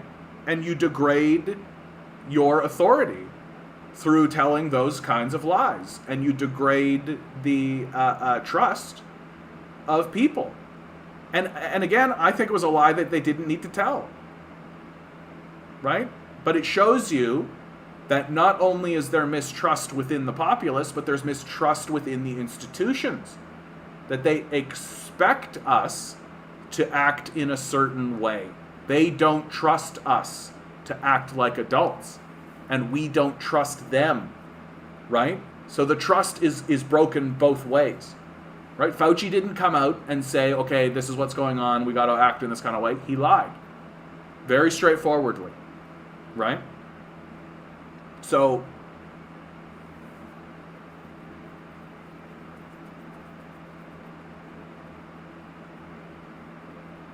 I don't want to hijack John's whole stream with vaccine talk. The bottom line is there's no clear-cut correct side on this. I don't mind doing that today. If this becomes the thing I always talk about, I'm going to get tired of it. But I haven't dug into the vaccine conversation with you guys in quite some time. And honestly, I was hoping that today I would be able to talk with you guys more than share information. Because I feel like we've been bombarded with lots of information recently. So hopefully we can have a nice conversation with one another. Oh, getting some arrows up. Looking forward to seeing that. I hate that it jumps down like that. Uh-oh. We had a disconnect, but we came back anyway. Came back strong. Come on. Where are we at? Here we go. The issue is capitalism, really. Like always, exactly. Hey, guys. I think I've figured out the problem. The problem is capitalism. Holy shit.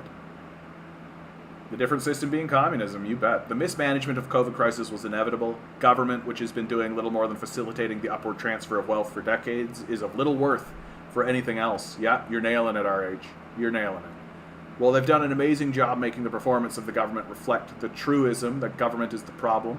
Failing on purpose, yes, absolutely.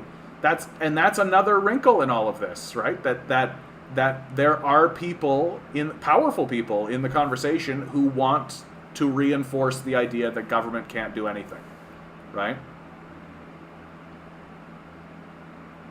And Adam, look at the data. The odds of 2 people here watching this video having severe adverse reactions from the COVID vaccine is astronomical. But Adam, you're forgetting that I am a special astronomical person. Come on.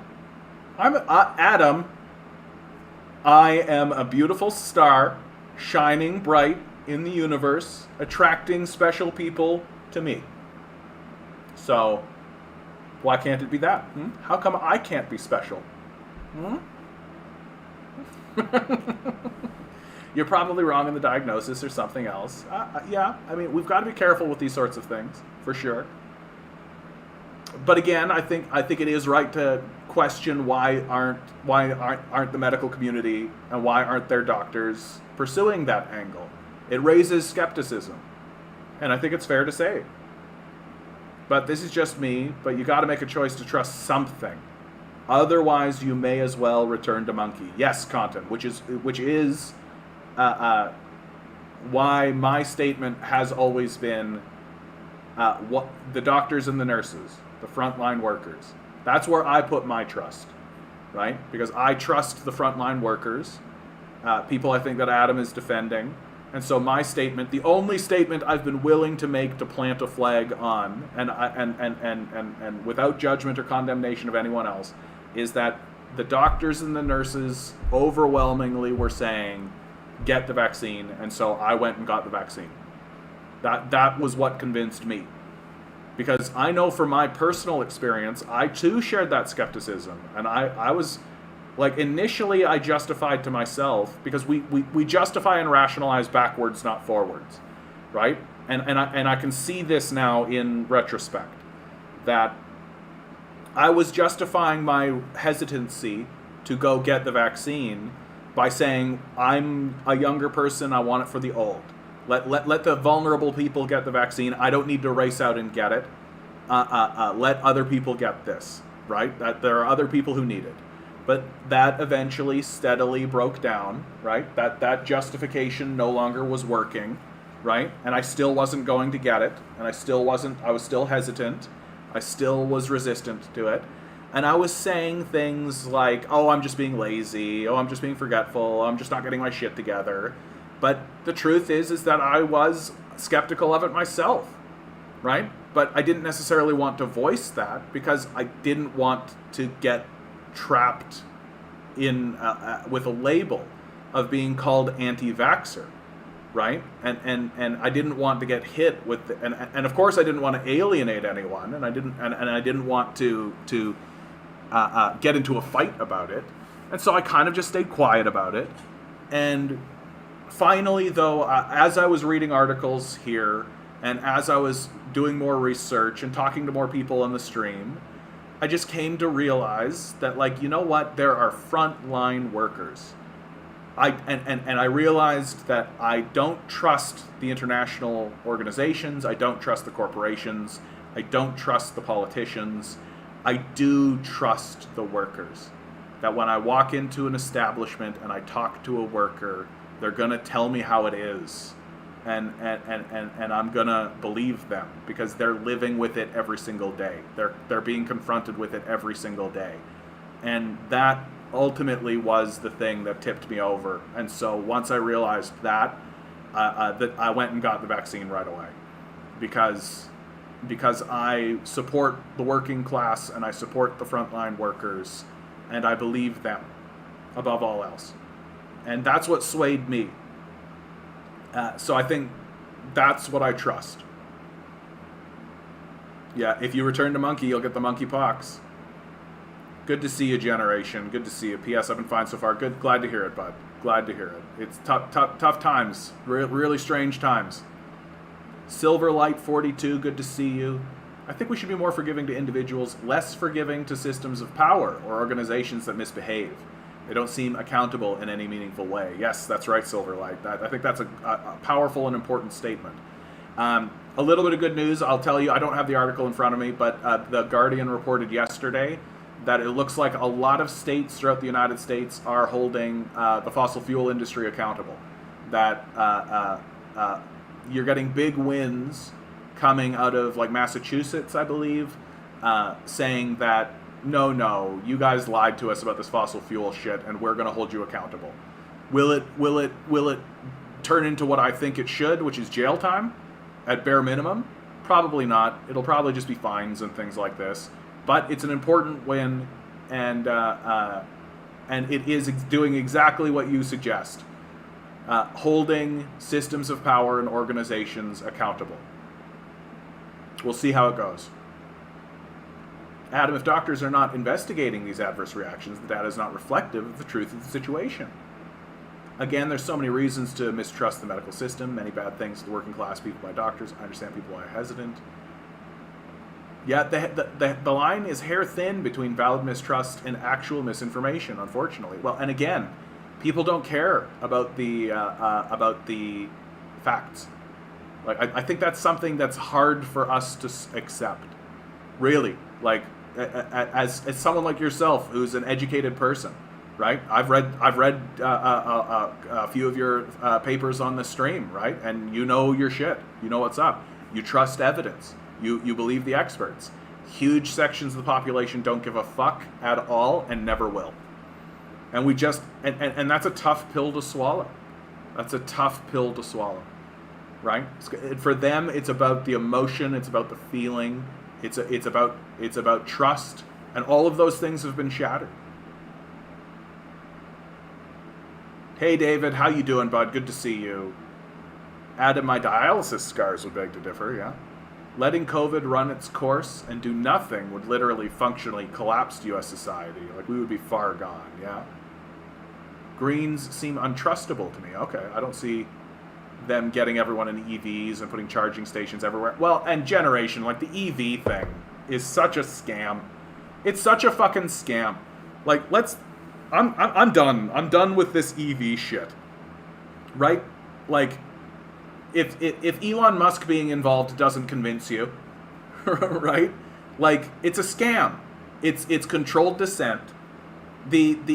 Look, you got to mine the lithium. The amount of copper you need in order to build these electric vehicles is like 15 times the amount of copper that you need to build a fossil fuel engine, right? Like, the amount of ecological devastation that you will create building these electric vehicles, mining the resources, and all of this will basically make it a lateral move, right? It's not going to actually improve the situation, and the process will be so expensive and so prohibitive for most people that most people aren't going to be able to afford it and make the jump. So EVs as a solution is just us, as the baby children that we are, trying to make the transition to a green future, right, with our toys. That's it. That we are babies holding on to our toys, and we need to take a jump, right? And we're trying to say to ourselves, how do I make this jump and my toys come with me? It's not going to work that way. It's not going to work this way, right? It's just baby thinking. That's all it is. And we're not being honest about it. We're not being honest about it at all. Because again, we live in a post-truth environment. People don't give a shit about the facts.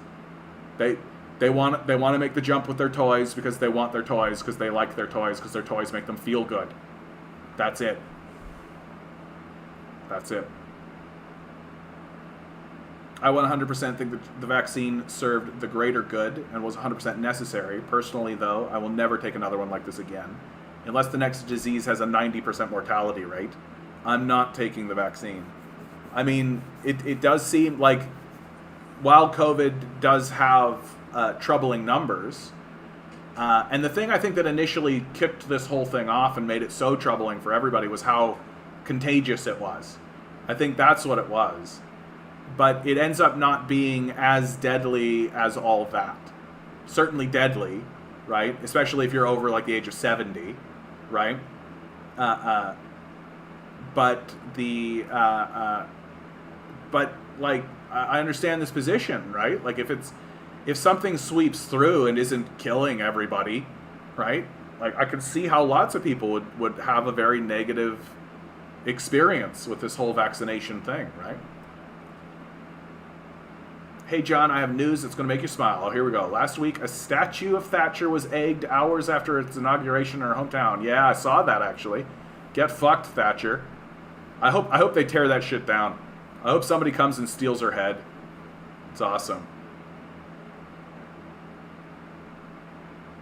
Oh, I don't think this is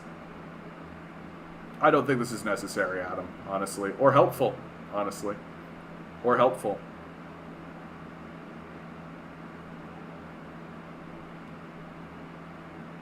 But this is sort of it, right? This is sort of it. It's not about convincing each other. It's about understanding each other. That's what it is. It's not about convincing each other. It's about understanding each other. Do people not remember what it was like being in an iron lung? Yeah, no shit, eh? I think it's extremely unfair to compare the Tuskegee experiment with an emergency vaccine rollout. We have been at this during Spanish flu.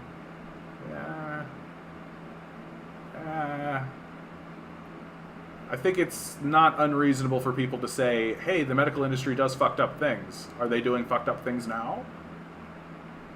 And yeah. I feel like I'm kind of going around in circles a little bit on this conversation right now, guys, honestly. Like, that it's like, I like that we've hit on a kind of understanding that there's mistrust and that it's reasonable for people to be mistrustful. And on the other side of that, of course, that there is evidence. But the people who are mistrustful don't trust the evidence and don't trust the people telling them to say the evidence, right? So it's a troubling situation. It's a troubling situation all around that I think is engendered by a larger policy of spreading mistrust. I mean, for God's sakes, here's a great article. U.S. Federal Reserve says its goal is to get wages down. Like, talk about mistrust. Like, here's an institution that exists in the society that says, let's make people's lives harder. Right? Let's make people's lives harder. It's the Federal Reserve. Like, people don't trust these institutions anymore. And yet we're supposed to trust them when they say, inject this in your body, it's fine. And if you don't, you're a bad person. Like, tough sell for lots of people, I think. Read the book On Immunity and Inoculation by Ulla Biss for good info about the history of vaccination and inoculation. Always good to put forward real powerful sources and things like that. Absolutely. Like, we fight for evidence. Even though, I mean, I'm acknowledging that many people don't. We fight for evidence. No, it was a coincidence. Doctors put cause unknown. That's what the diagnosis is, not the vaccine. Case closed. Yeah. Those experiments. Yeah, we're going back and forth on it. People seem to develop some kind of amnesia with historical things, like believing that Nazis aren't that bad. Thank you, Branwyn. Or what X political party did, but they still vote for them. Yeah. Yeah, for some people it was wait and die, though, yeah. There's probably some psychological name for this effect. I don't know, I think social amnesia is probably right. Like, people take these traumatic experiences and they try to forget them, right? Or the traumatic experience wasn't connected to the leadership in their mind, right? Just saying it would be weird to think the vaccine and giving it to millions is the same because the Tuskegee experiment was going to destroy the whole population. It wasn't going to destroy the whole... Yeah. Are we at that point? That we are super villainizing institutions because now they want to put dead hundreds of millions? I mean, Compton, like, U.S. Federal Reserve says its goal is to get wages down. Like, I hate to break it to you. Like, I do. Like, I hate to break it to you. Yeah, I think there are lots of people in the society that are looking at their institutions and saying, this is a system of abandonment and totalitarian control that we need to fight against tooth and nail. And they're not suddenly going to go, oh boy, inject this needle inside of me, yes. You know? I do think we're there. For God's sakes, there was an insurrection attempt in January 6th, like a coup attempt happened at the White House. Did it fail? Obviously. Was it poorly conceived? Obviously. Was it attempted? Yeah, it was attempted. Like, that's not... That's serious. Right? That's serious. And...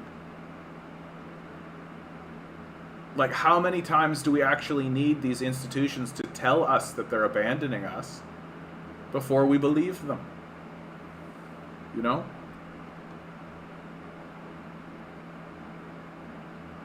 I had 2 uncles pass away, but they were also in home care, passed before there was a vaccine.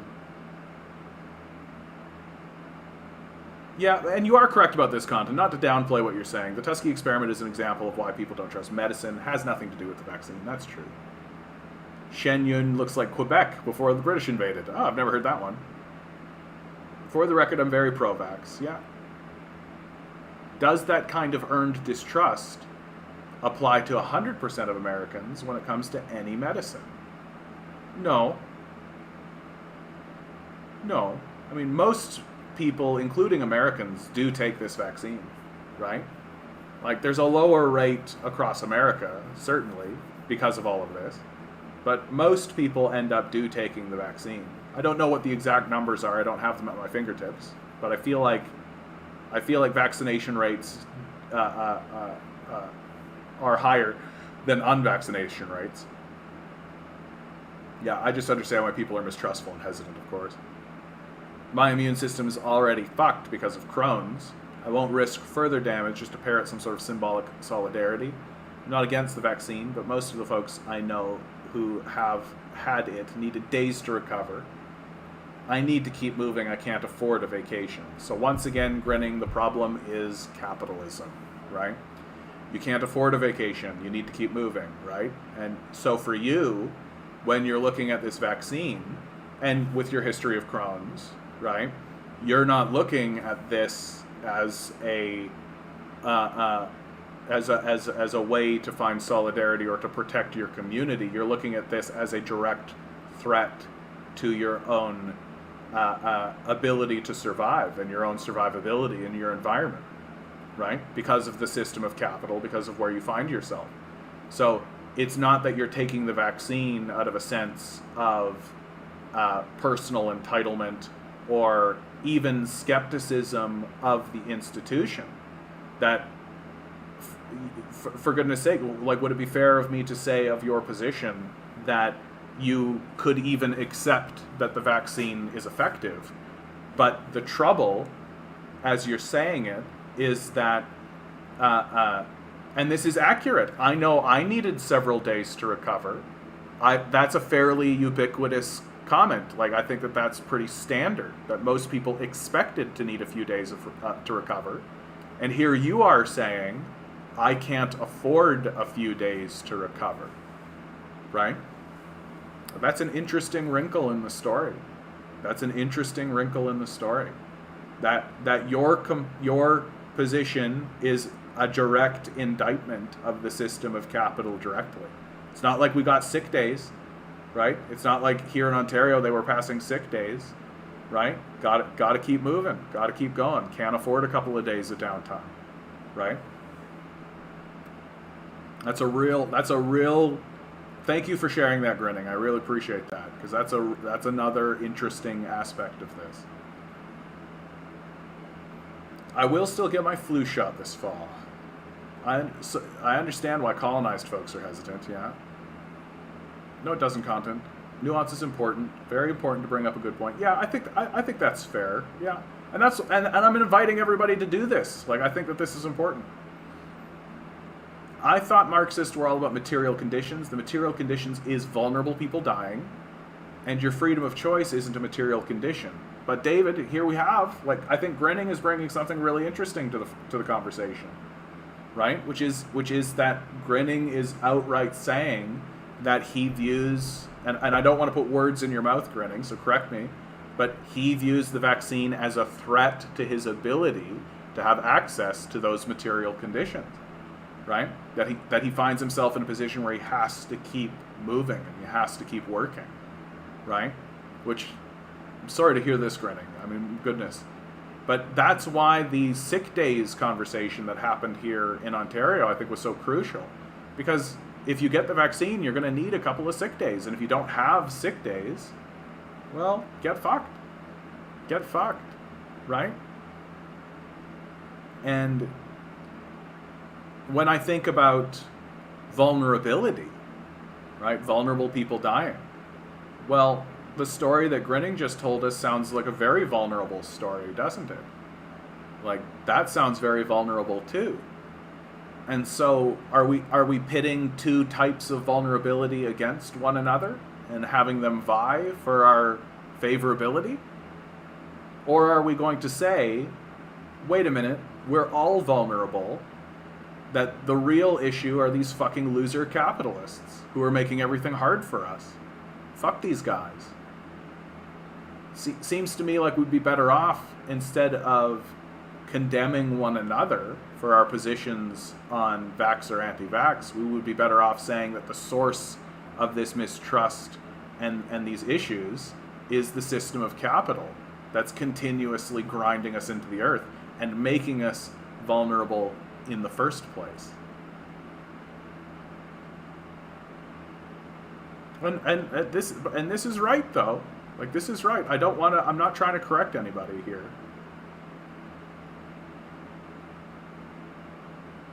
The question is, do people, everyone... Yeah. Did your doctor give you any opinion why your kidneys failed? Still cause unknown. Yeah. Everyone seems to forget about immunocompromised people. Yeah. They matter too. Absolutely. Should be free to choose if we have a universal healthcare system because we all contribute to their treatment. Immunocompromised people, exactly. Vaccinating people against the healthcare system stay unclogged. Yeah. But again, they don't really, the goal of the ruling class is to ensure that the healthcare system fails, right? They're trying to privatize this thing. Yeah, with all the cuts Doug Ford has made to healthcare, consolidating LHNs to cutting funding, we need to help the healthcare system out. Yeah. I got vaccinated so I could visit my family. Mama is a senior. I have an immunocompromised niece and keep my job, of course. Yeah. I think anti-vaxxer don't want the vaccine for the exact same reason we didn't want it in elementary school: fear of needles.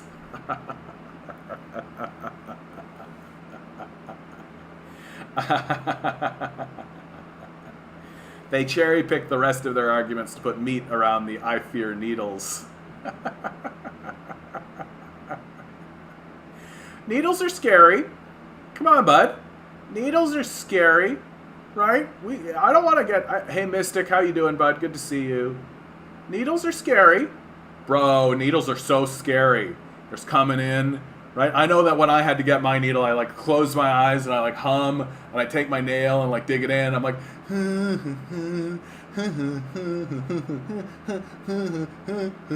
then the needle goes in and I'm like... then it's over, right? And it's come on, needles. The whole run on masks thing is funny because why didn't Fauci recommend closing the border if he knew it was going to be so bad? I'm not actually connecting into your point there, Adam. Sorry, bud. Sorry. Why didn't Fauci recommend closing the border if he knew it was going to be so bad? Are you saying that Fauci didn't know how bad it was going to get? That maybe what we're doing is a bit of reverse, hindsighting, and that maybe we're being unfair to Fauci? Is that what you mean?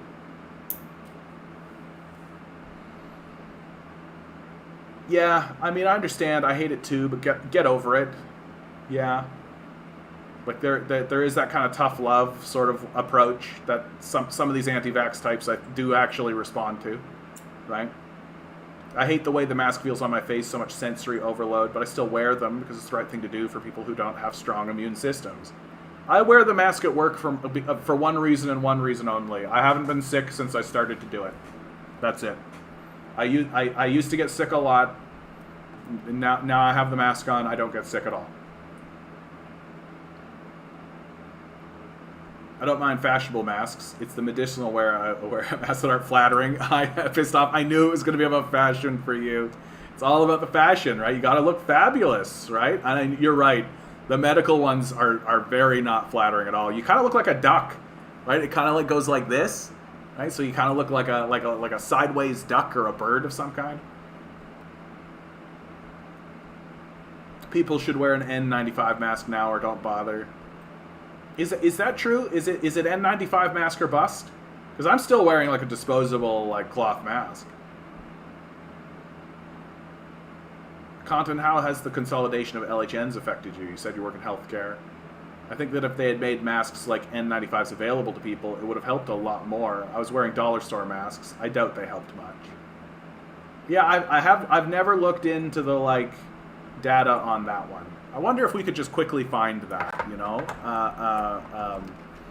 what level of protection do different types of masks give? Here you go, the Mayo Clinic. This is actually great. Here, I'm going to catch up with the chat.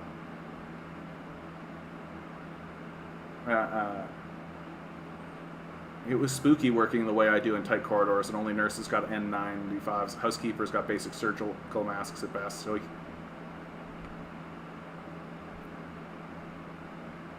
stores. John, that's me. I'm John. John, you should pull up my vaccine sheet for the stream. It's short. Where is it? Is it in articles? Where are you putting it? Resources? Resources. You got it.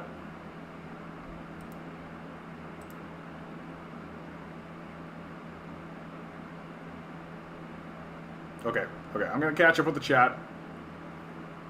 What is scary? There's so many people who believe company don't have a responsibility to pay a livable wage, but in the same breath they'll say get a job.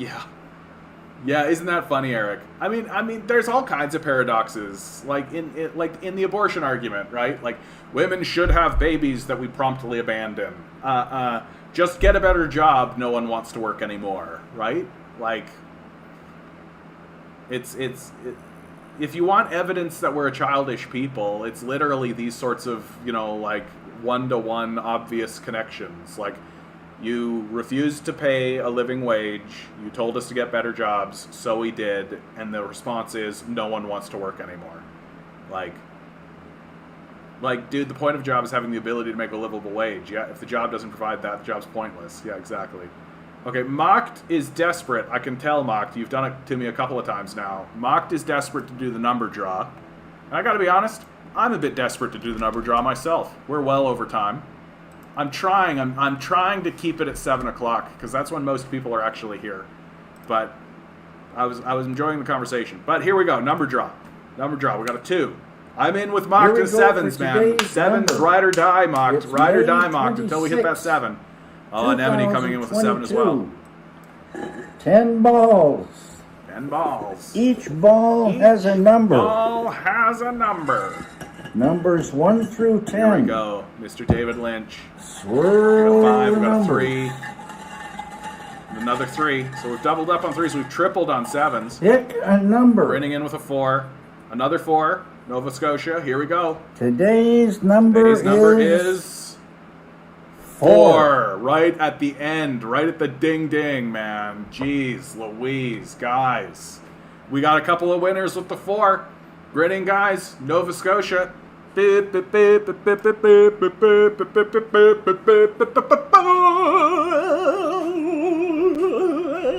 actually looked into the rules at one point about whether or not I could use this as a way to like give prizes or something, but I'm worried that it's actually going to be gambling if I do that, and that could actually get my channel taken down.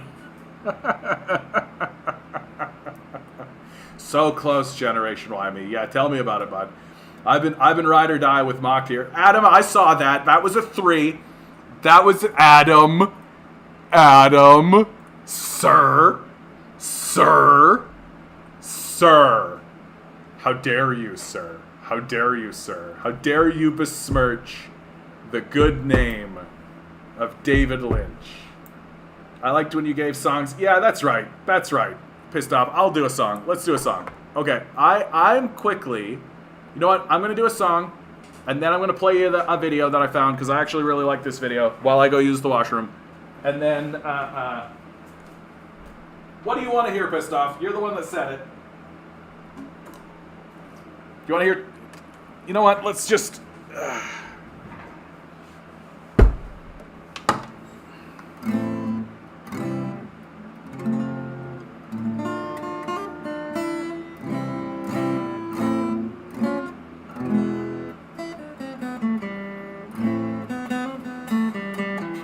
Let the winners decide. You got it.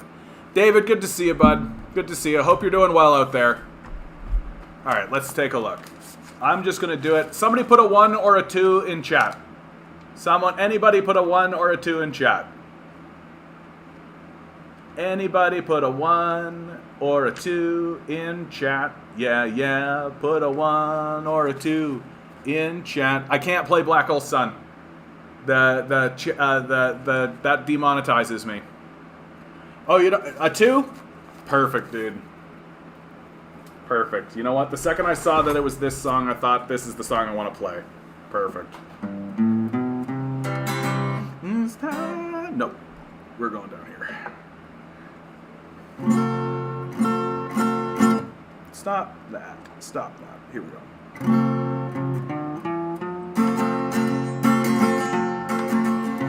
These times they are uncertain, of that there is no doubt, and nobody can tell me quite what it's all about. The heartbreak and the loneliness, the chaos and the fear will make even the strongest cry, I wish my ma was here. A young man on a battlefield fights for a rich man's gold. The bullet cracks into his spine, he knows he won't grow old.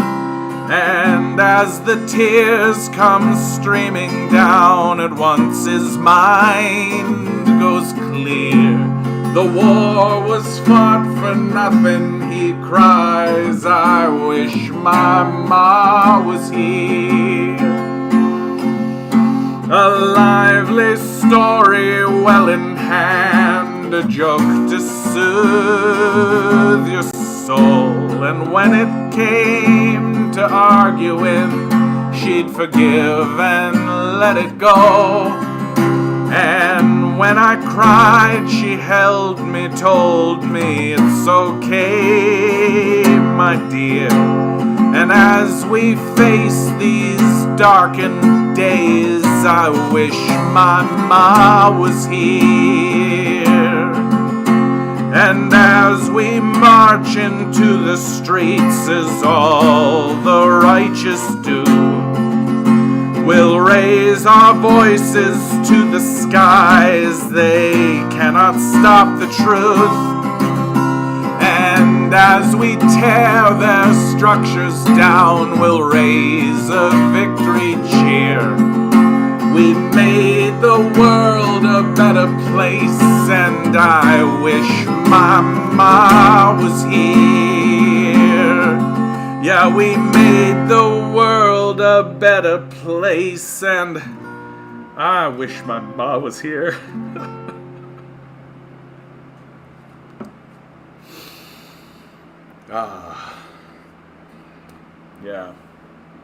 Yeah, that's a good one.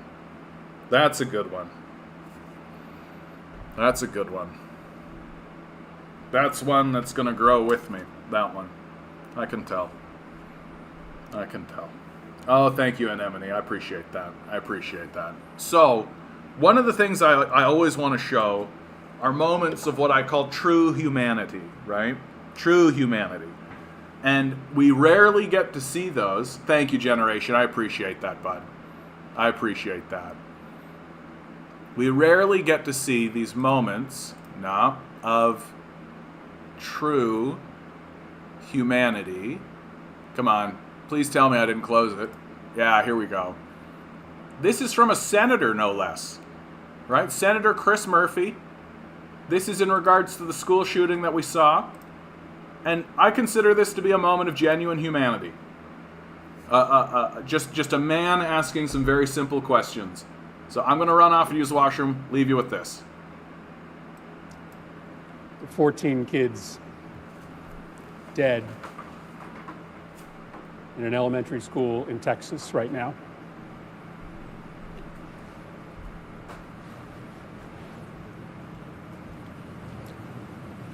What are we doing?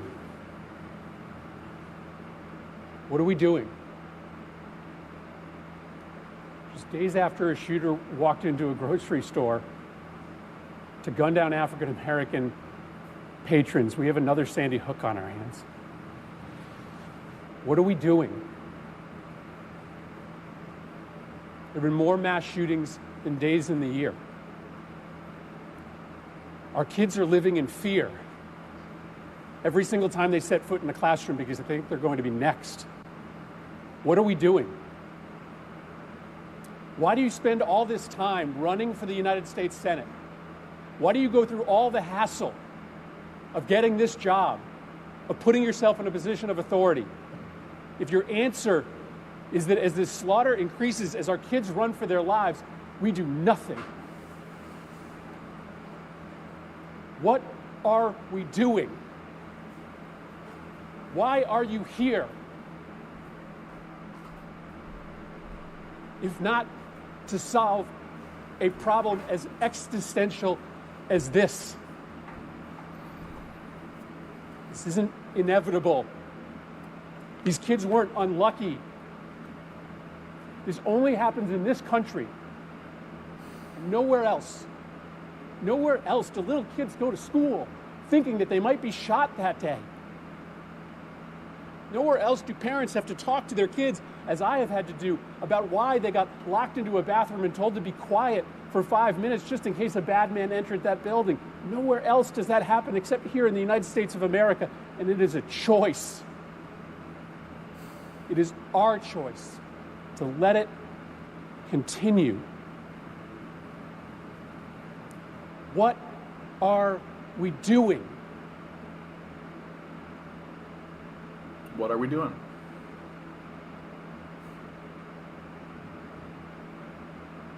What are we doing?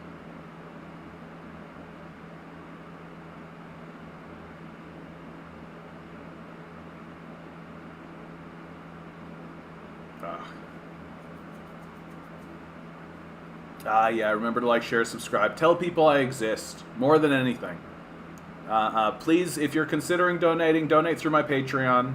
I'm deeply concerned that YouTube is going to remove my video and remove my channel. Deeply, deeply concerned that that's going to happen soon. So please, if you're considering supporting, consider just to support through the Discord or through the Patreon. Don't send money through YouTube because I don't think it's going to reach me. Look up his voting record on gun control. See how much he takes from gun lobby before I believe a word he says. Yeah, that's not an unfair thing to say, but I think there's a lot of the issue with this mass shooting is that to confront it is going to confront the imperialist core. It's going to confront the imperialist core. Like, the United States just spent the last 20, 30 years heavily arming its police forces, militarizing its police forces in many cases. And now, in the wake of this most recent rash of shootings, people are beginning to say perhaps we should consider disarmament. You're getting a lot of international support for that idea, as it's something that other communities have done. Most notably, I think Australia is the most noted one, but they're not unique in that regard. But this, of course, comes with the question: well, if you're going to disarm me, you better be disarming the cops. Because if the cops are coming to take our guns without they themselves handing their guns over, I think you've got a war on your hands. Because America is a country that is at war with itself. And other wars that it generates and creates, such as the Ukraine war, such as the Yemeni crisis, the Somali crisis, Libya, Afghanistan, Iraq, Pakistan, Palestine. Although Pakistan soon enough, I'm sure, right?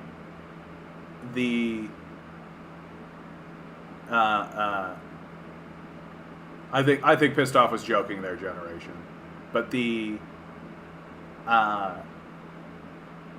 but all of those conflicts are just a projection of the war that America is having with itself. And it's not something that anybody says, which is obviously America is at war with itself. It has the world's largest prison population. These mass shootings are part of that war. That the reason why it's the reason why it's the only country on the planet that is experiencing these mass shootings is because it's the only country on the planet that's at war with itself. That other countries may have internal disagreements and have internal turmoil you expect to see, but they're not at war with themselves the way that the Americans are obviously at war with themselves, right? That other countries are not rounding up huge segments of the society and incarcerating them. Other segments of the society are not militarizing their police in an effort to oppress and subjugate minority populations in this way, right? Systemically, on this level. Like, I'm sure that you could find, like, African nations or places in the Middle East that share a similar kind of relationship in that regard. But, like, China is not at war with itself. Russia is not at war with itself. Right? These countries are not fighting themselves constantly. It's a war. And they should put down their arms and they should disarm. But to do so would be to confront the imperialist core. And they're not ready for it. Who wrote that song, John? That's my own, Adam. Every song you hear here is mine. I write them. If you like that song, please consider donating to my Patreon, and I can send you the song file. I'm going to be doing more recordings soon. I have this crazy idea that I want to start. I want to start making little music videos with these songs in the background, because I feel like that's sort of what is required to get the punch I think that I want out of those videos or out of these songs. And some of these songs have power. But it's but I think I need to do more in terms of actual filmmaking. But so first step, actually record them. The school had its own police force, a chief, 3 deputies, and a security guard, and they ran and hid from an 18-year-old. Abolish the police. John Denver, well, thank you very much. I appreciate that. That's a high compliment. John Denver, a true poet, a true American poet. And so I'll take that as a very, very pleasant compliment. Thank you so much.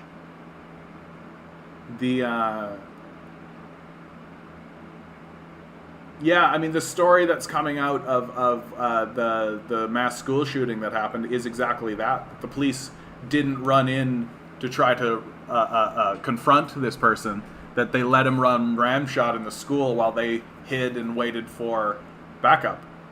And I mean, I think I'm to the point where I'm happily going to say it's not about disarm the, or it's not about defund the police. It's about disarm the police. That now the narrative should not be defund the police. It should be disarm the police. Because, like, look, guys, you've heard me say it over and over and over again. Like, we're a childish culture. We're a childish culture. We're a culture of babies. Like, our culture is probably about 4 in terms of its capacity and capability to grapple with these issues, right? And you can't let 4-year-olds run around with guns.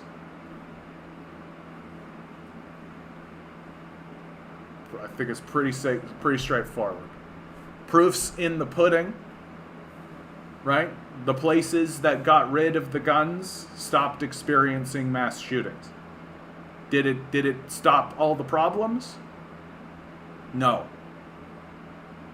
And of course, there is a communist side of it, where we say, you have a Karl Marx quote: "All attempts to disarm the working class must be frustrated." Well, the goal is to disarm the state. And I do believe that disarming the state, which is the police, can justify a disarming of the populace. Because things have gotten fucking ridiculous.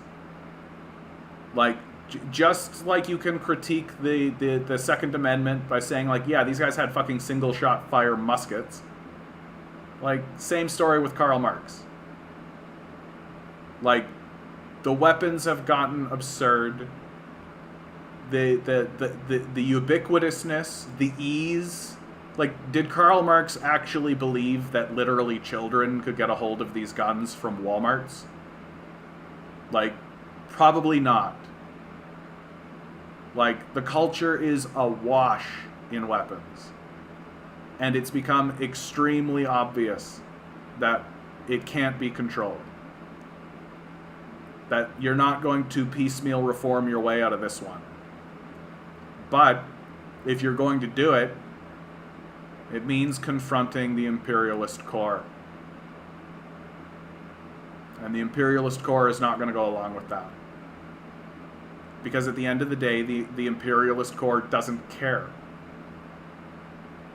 It doesn't care about its citizens. It doesn't care about their well-being. It doesn't care. The imperialist core is interested in selling guns. That's it. It's all about selling a product. I think Marx would have offed himself way sooner had he grown up and lived in our era. Oh yeah, I mean, for Christ's sakes, like, it's a whole new ball of wax, isn't it? It's a whole new ball of wax now.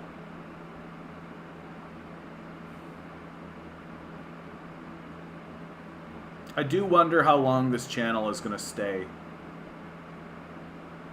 And I wonder what I can do to sort of pivot. I probably should start getting... I should probably start getting more ubiquitous on, like, Twitch. Should probably start trying to get onto other platforms. Should get ahead of it. Should get ahead of it. However, Sankara said that any soldier without education is just a criminal. I mean, yeah. Thomas Sankara. All right.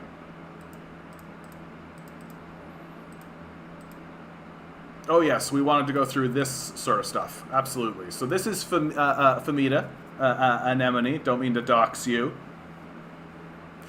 Immunization and herd immunity. Famita Islam. Annually, global immunization programs save 2 to 3 million lives by preparing the immune system to protect against pathogenic threats that pose significant global health and economic burdens. Vaccines are an important component of public health as they prevent novel, i.e. new, epidemics from occurring through producing herd immunity. This protects the immunocompromised, immuno-naive, and the general population from vaccine-preventable disease, contagion that would otherwise claim millions of lives. Zoom in on the diagram for people. Incomplete herd immunity, infected individuals, right, goes on in.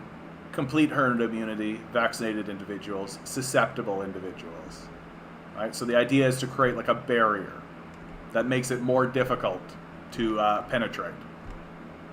Herd immunity protects the unvaccinated, immunocompromised, and immunologically naive by reducing the number of susceptible hosts to a level less than the threshold needed for transmission and the development of novel epidemics. What's so interesting about this is, like, when I think of herd immunity, right, that's been kind of the anti-vax talking point, right?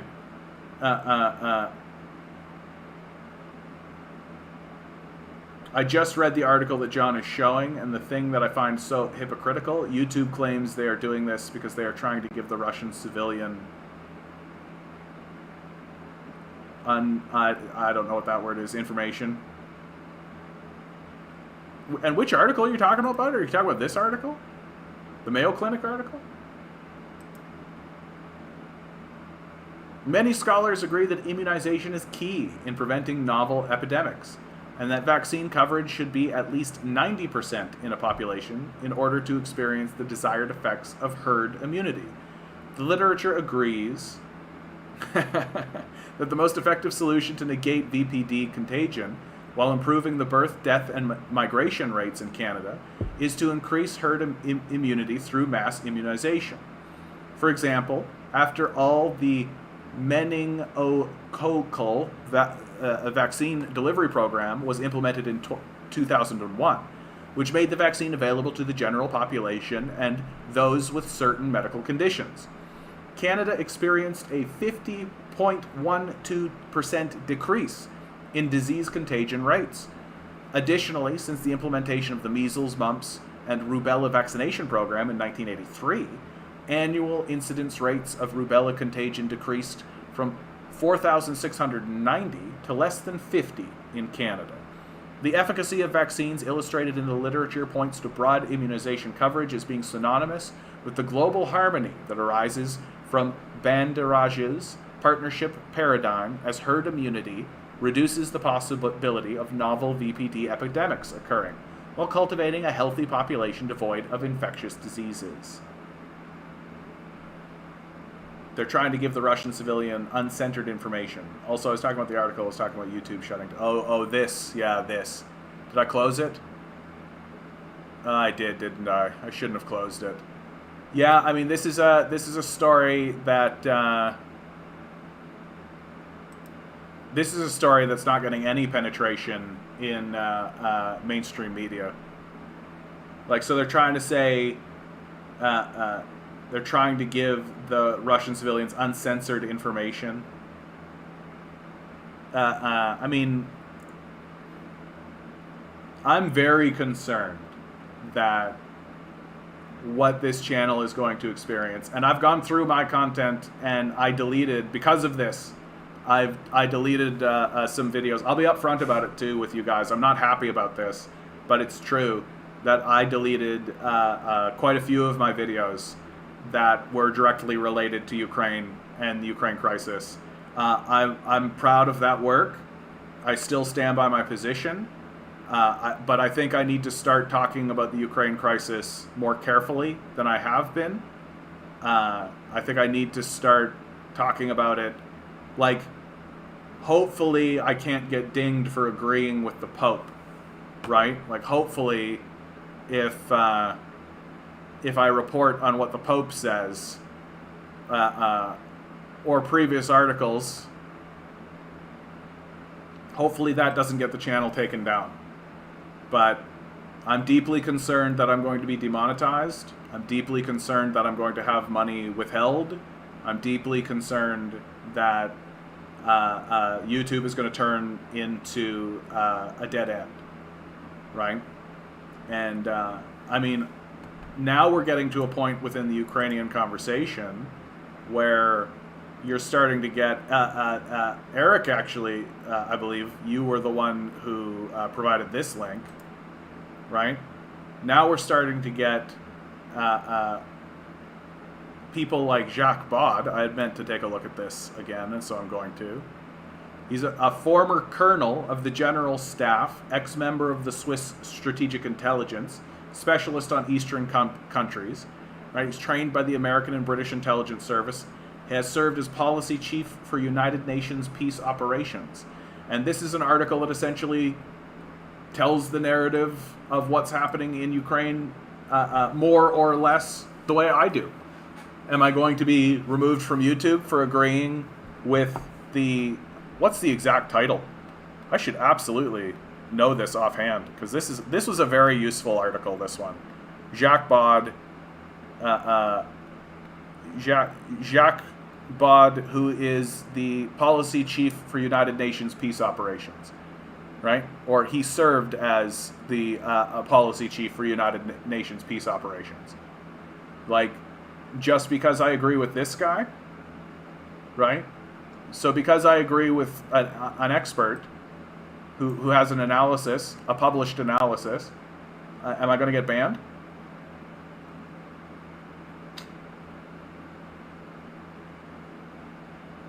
Look how Duran talks about the war. Mocked, we already did it. We already did it. Did you miss it, Mocked? It wasn't a 7, bud. It wasn't a 7. Sorry, it was a 4. We'll get it, dude. You and me. I'm ride or die with you, bud. I'm 7 all the way until we finally hit it. That'll be a special day. It'll be a special day.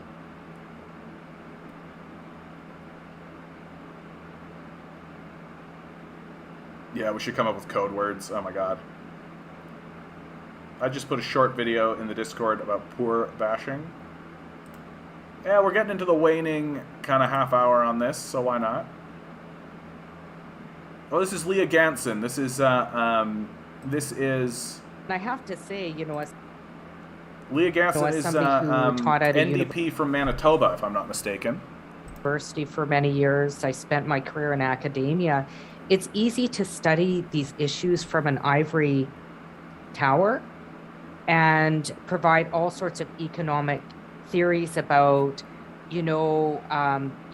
incremental justice, alleviating poverty through incremental measures. But it's another thing when you're actually living that poverty on the ground.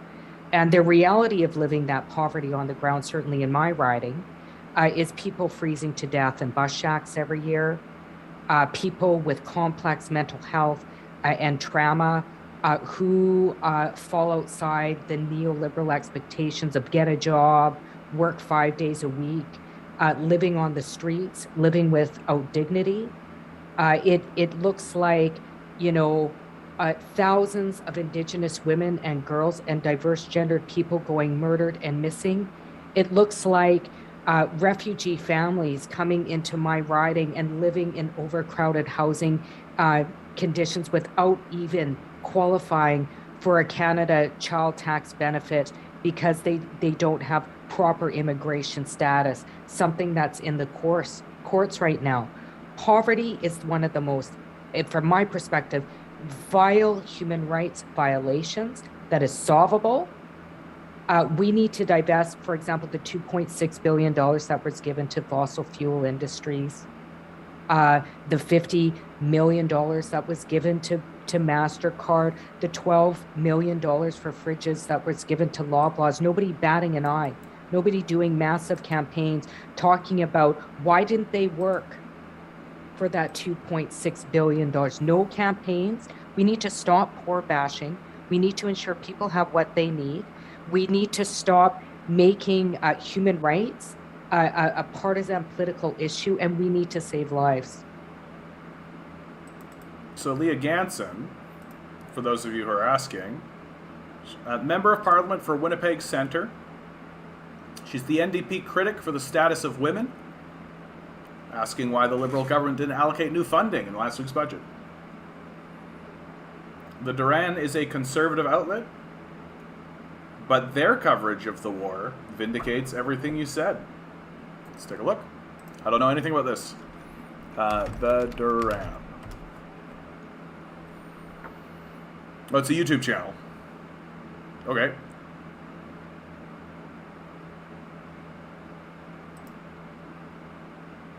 All right, Alexander, let's talk about the state of the world economy, of the global economy. All right. Sanctions against Russia is failing. See, my concern, of course, is that I'm a small channel.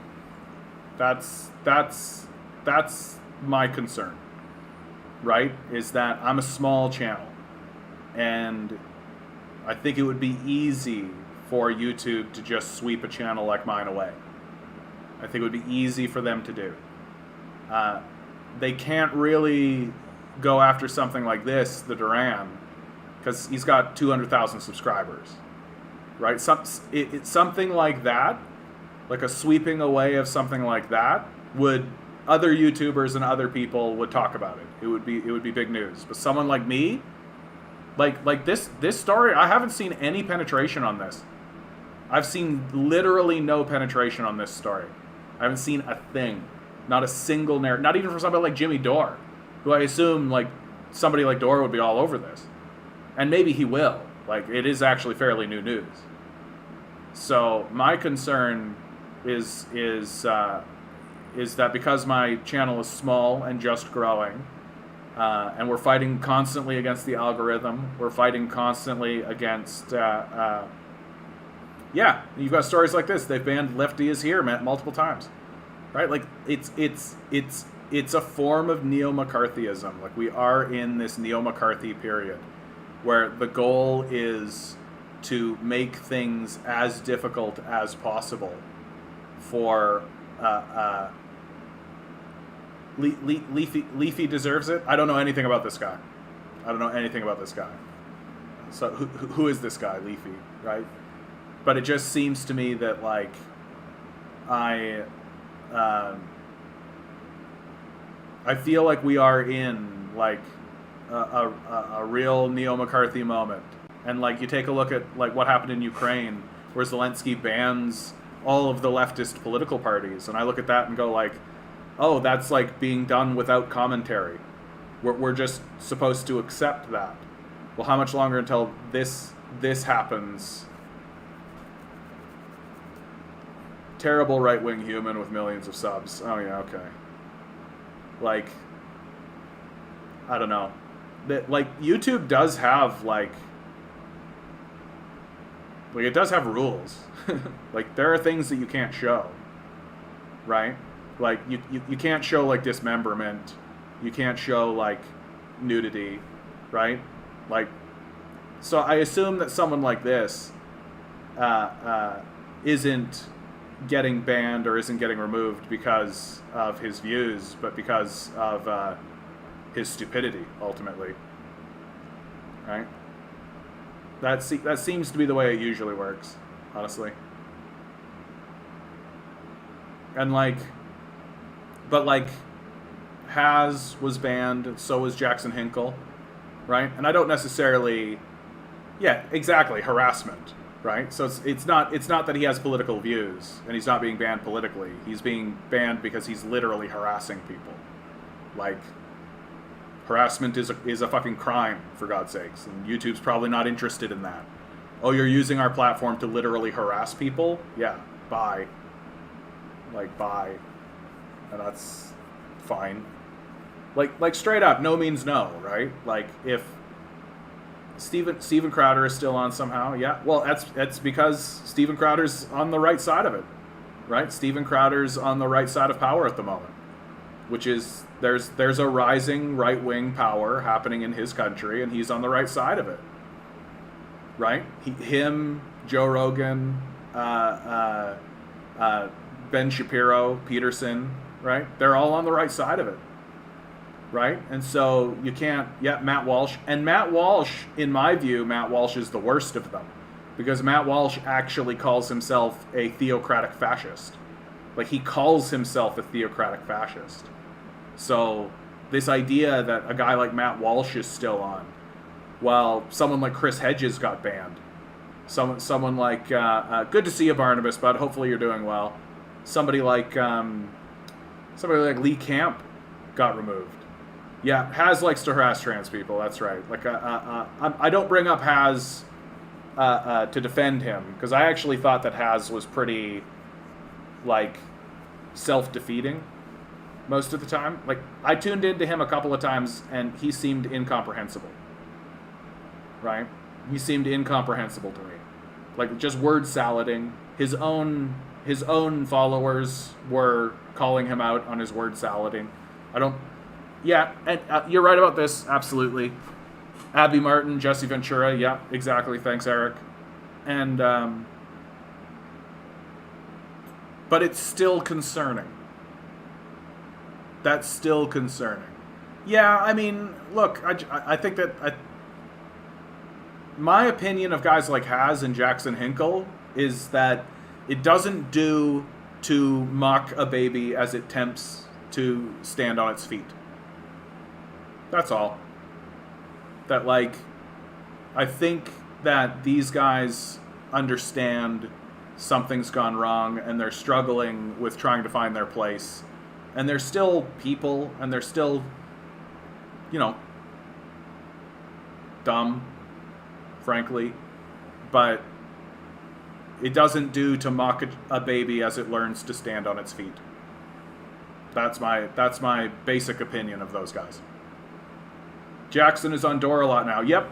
No, I've always known that Hinkle was going to do well. He's a good-looking guy.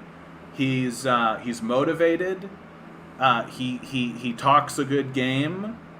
The thing that did him in is his youthfulness. Is that when you're a kid, you think that you can do anything you want and say what anything you want and go anywhere you want and push any button, right? And it takes a little bit of experience and age to realize that you got to be a bit more genteel. You got to be a bit more, a bit softer. And I also do think that Hinkle is a bit of an opportunist, which makes sense. He's a kid, right? You can afford to be an opportunist when you're a kid. And yeah, I'll be interested to see where Hinkle goes. I think he'll be an interesting older man. Right now, anytime I see him, I'm like, yeah, you're a kid. Pretends to be the only true Marxist with his chauvinistic attitude. He's another red fash. Red fash is an oxymoron. But I mean, he very explicitly does, like, I think it's Nazbol, right? It's Nazbol, is that there is this attempt to kind of amalgamize. Yeah, has lied several times, did not debate in good faith last week or the week before, for sure. No, for sure. Like, that's why I'm not particularly impressed with him, right? As an individual, right? But he's putting the energy in. He's putting the force out there. He's making a name for himself, right? He's trying to get connected into communist movements, right? He was with Caleb. He was with Caleb Maupin in the communist sort of thing.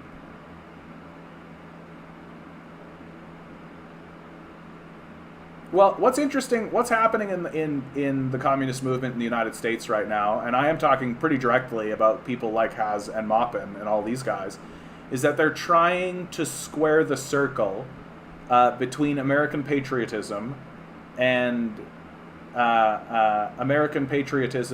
Marxism. They're trying to square those circles, and I don't think you can. Like, I don't think you actually can square those circles, but I understand why they want to. Ethan Klein is more of a Marxist than Haz. There's nothing left, yeah. Yeah, this is right. Haz is all about masculinity and the traditional family. Pretty distasteful for the most part. I'm still figuring him out. I think he's still figuring it out, dude. Like, really. I think Haz would do for a little bit more listening. Hinkle is a gatekeeper. How do you mean? How do you mean Hinkle being a gatekeeper?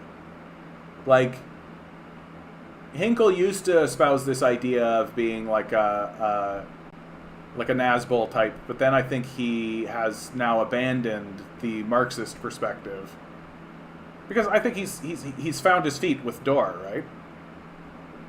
Caleb is pretty cool, too, I think. I'm fine with them trying to link patriotism and communism. If they can go and get people into it, great. And I think that's the objective, right? That I think Maupin actually thinks about it a bit more strategically and cynically than someone like Haz does. And the other people involved in that project. Like, I think about this way about, like, Richard Wolff, for example. Richard Wolff gets critiqued by Marxists because he's not militant or firm enough in his convictions, right? But I look at him as being very prudent and reasonable because he understands how razor thin the line he walks actually is. That you're talking about a guy who, like, was much closer to the actual McCarthy era than we were, right? Where bringing up communism could get you out on the outgroup. Just bringing it up could get you on the outgroup. And so he's found a way to sort of delicately find a path to negotiate inoffensively while still being put forward. I didn't watch that video, not yet, Anemone. I want to. I just haven't had the opportunity. Yeah, Maupin is doing something at least. He's going around the streets yelling. He's going around the streets yelling socialism now with no elaboration.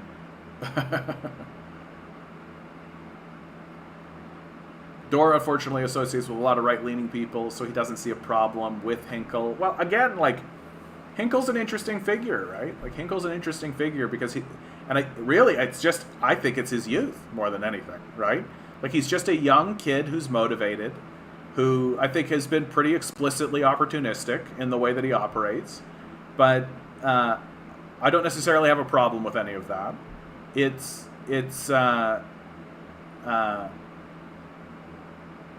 I haven't seen anything of Hinkle that makes me go, this guy's on the wrong side.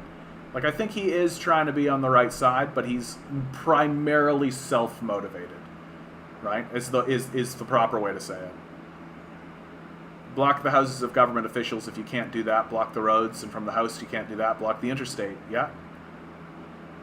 No, because I don't think like, Hinkle doesn't know what he is. Like, Hinkle was sort of pro the squad for a little while, right? Hinkle calls himself a patriotic communist. Yeah, like, he's on that kind of same path as, like, Maupin and those guys, right? They're trying to square that circle. But I do think for Hinkle, it's more about casting as wide a net as possible to get as many viewers as possible. And the thing I'm jealous about a guy like Hinkle is that he's much handsomer than I am. That's all. I wish I was as handsome as Jackson Hinkle. I think I'd be doing a lot better if I was as handsome as he was. I don't believe that he is as unintelligent as he pretends to be. Nobody can have as many bad takes as Hinkle does. Not buying it. Caleb is an enemy to land defenders and indigenous people. Oh, what makes you say that, Adam? I think you're bringing forward something I'm unaware of. And honestly, my opinion of Hinkle has really been formed on the quote-unquote debate that he had with Sam Cedar.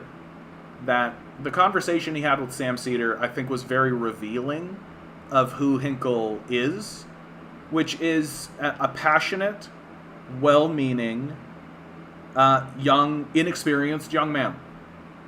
That the conversation he had with Sam Cedar was full of spunk and vigor, but he didn't respect who Sam Cedar was. He thought that he could successfully bowl over Sam Cedar, which you're not going to do, and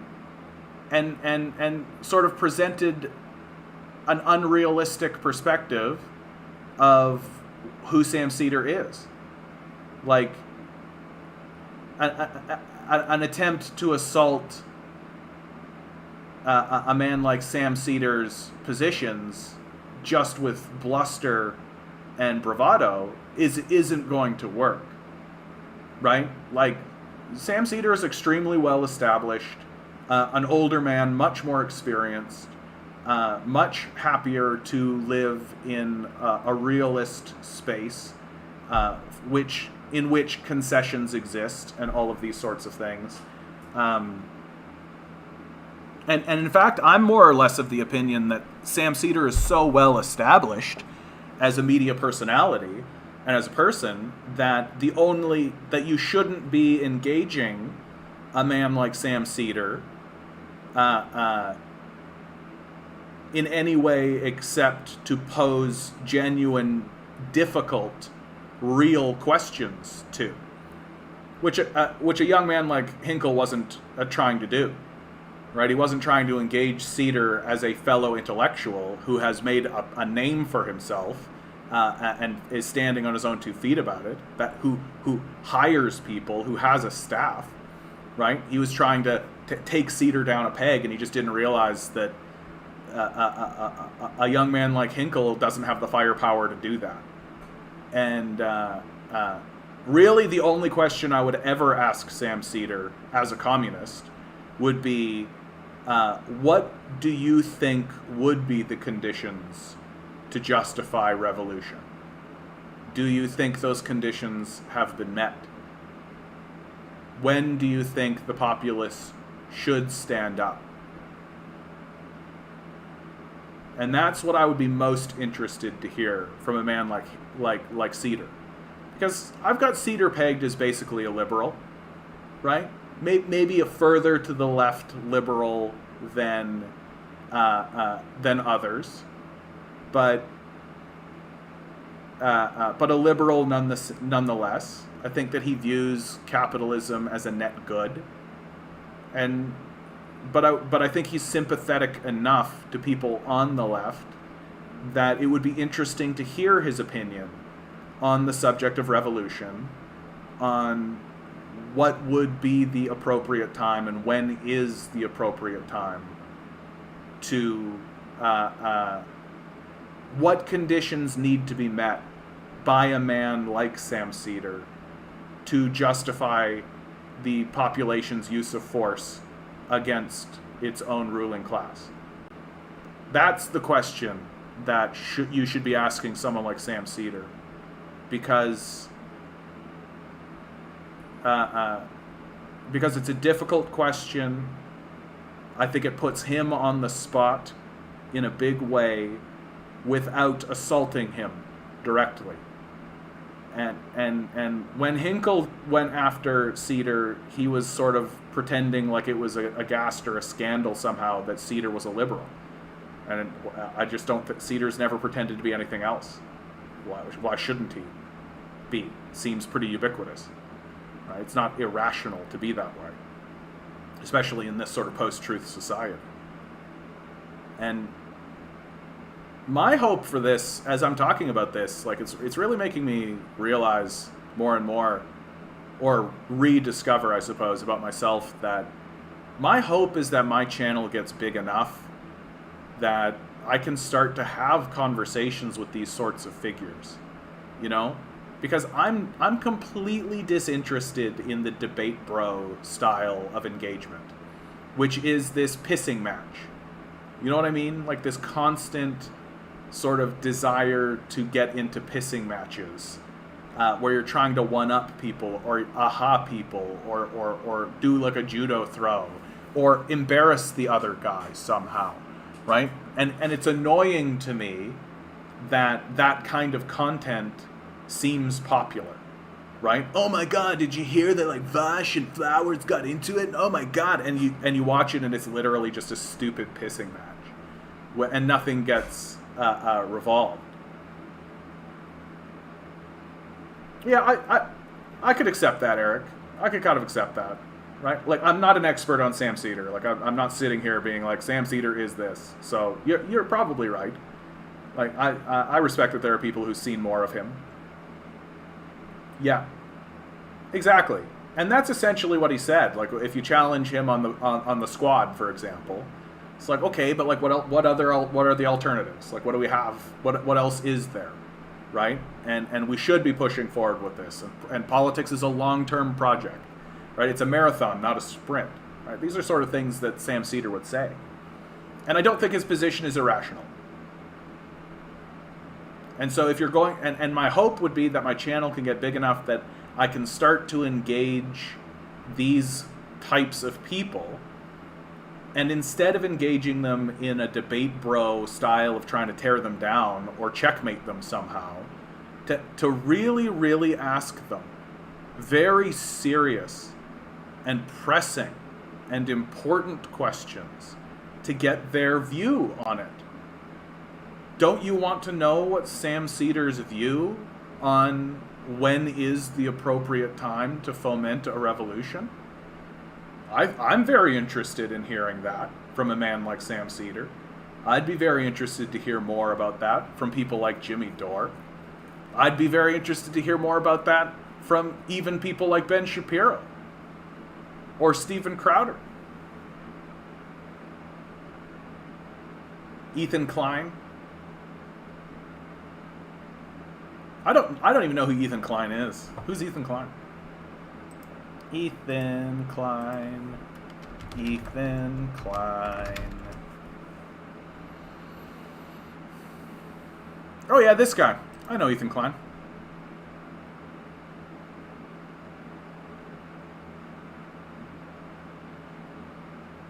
I don't really pay that much attention to Ethan Klein. He seems to pop up everywhere, though. Right? He seems to pop up everywhere. So, The game he's playing is an interesting one.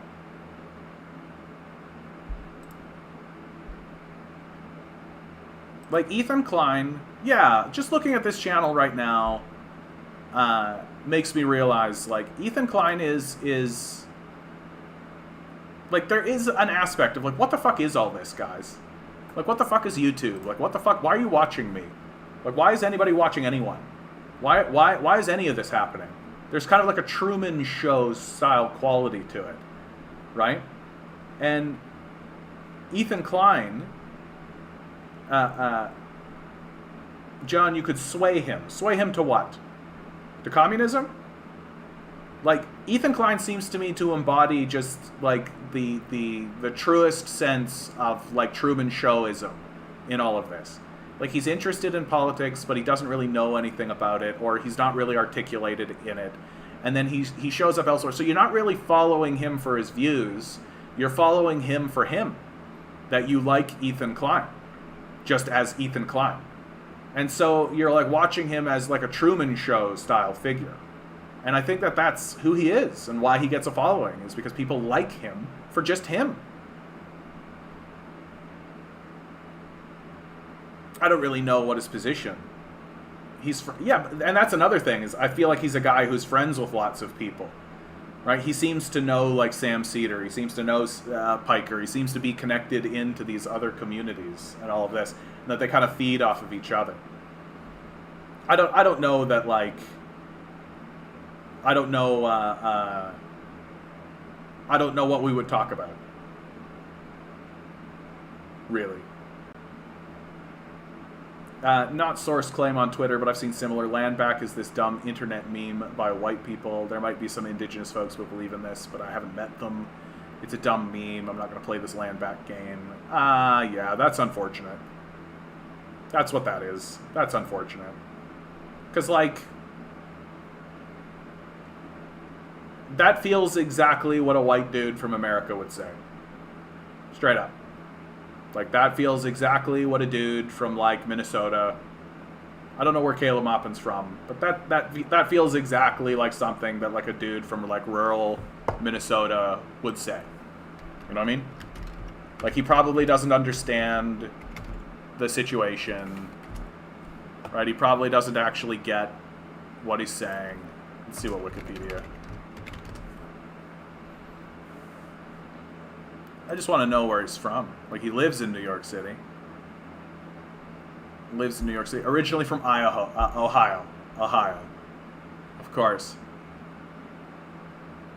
It sounds exactly like the type of thing that, like, a white dude from Ohio would say. Like, not to be stereotypical of white dudes from prairie provinces, but I am a white dude from a prairie province. Like, he probably doesn't know anything about it. Straight up. He probably doesn't know anything about it. Probably doesn't understand the subject, right? And he says a dumb thing about it. And, like, you can tell by, like, like, I know that you're probably paraphrasing this, but, like, I'm not going to play this land back game. Like, he just doesn't want to engage with it. He considers it a dumb internet meme. And what's funny about that, I'd be curious to see how old that tweet actually is. Because if that's, like, an old... Like, if he said that when he was, like, 21, I'd be like, yeah. So, but, like... So he's from Ohio, right? Well, just down here, or just over here, rather. Is it Missouri that did it? I always forget. No, there it is. Oklahoma. Right? Oklahoma did a huge... There was a huge case that that happened in Oklahoma. Like, it's on the map now. Here's the Cherokee Nation, the Muskogee, the Creek Nation, the Choctaw Nation, the Chickasaw Nation. They ceded territory back to the First Nations people in Oklahoma, right? The only land that didn't get ceded back to First Nations people, right, is the land just to the south of Oklahoma City. So basically this highway leading up to Wichita, right, leading up to Kansas, and the desert area, which who gives a fuck?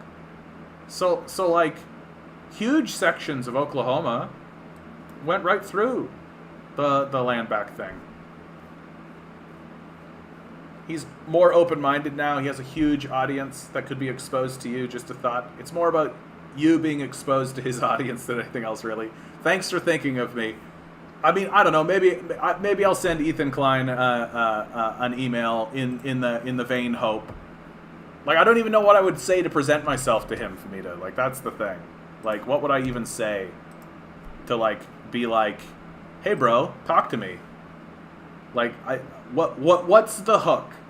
How do I hook him? That's the question. How do I even present myself as a figure of interest to a man like this, right? Like, as you say, this guy has a huge audience. Like, he doesn't need me. That's the big problem. He doesn't need me. Like, what does he need me for? To do what? To learn what? And if it's about, like, talk to a communist. Like, if this guy wants to go talk to communists, there are other communists, bigger communists, way bigger communists, that he would talk to. He wants to learn more about leftism. All right.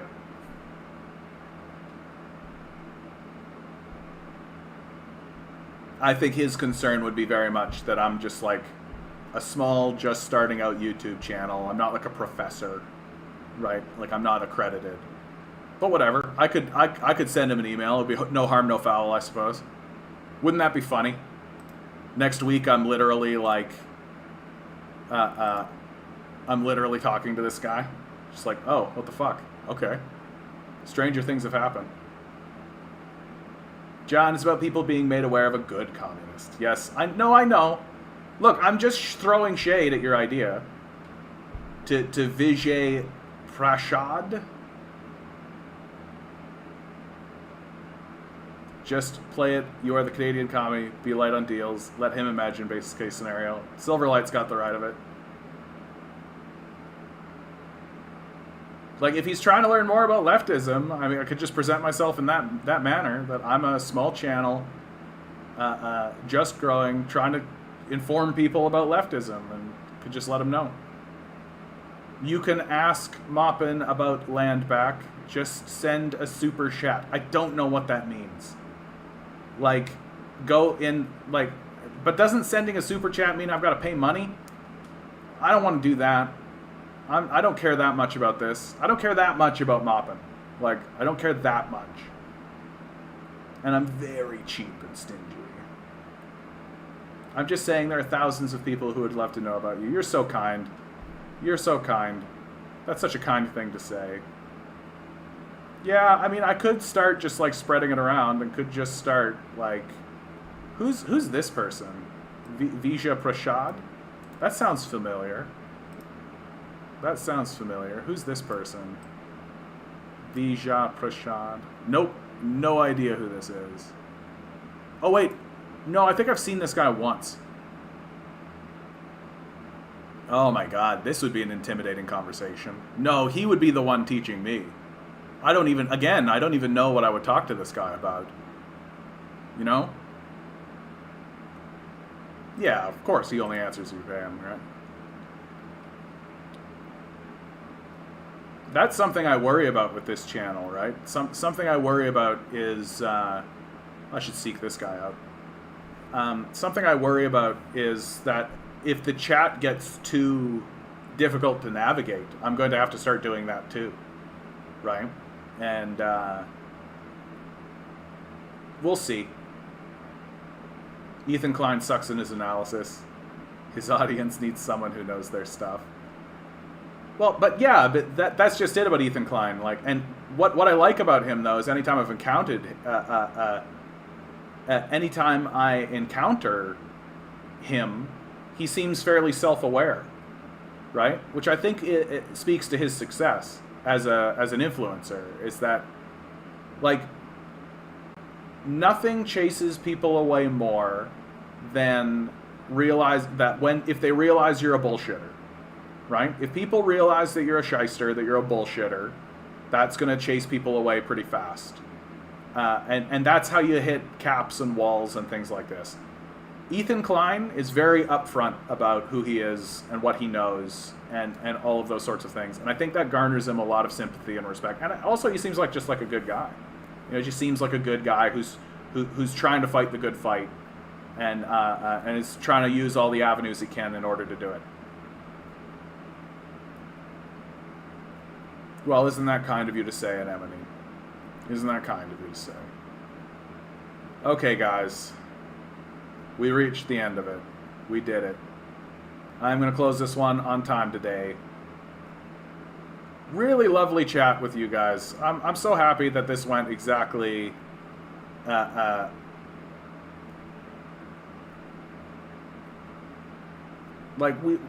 feel like we had a great chat today about vaccines. I feel like we had a great chat today about the channel generally. I got to play you a nice song, right? It's really great. Oh, well, thank you, Famita. I appreciate that. That's very kind of you to say. All right, guys, always remember, each and every one of you is a quantum being, walking around in quantum energy. The billionaire class is spending hundreds of billions of dollars in the hopes you'll never realize it. Just stay the good little commodity they need you to be. Rebel. Revolt. Repent. Good luck. We're going to need it.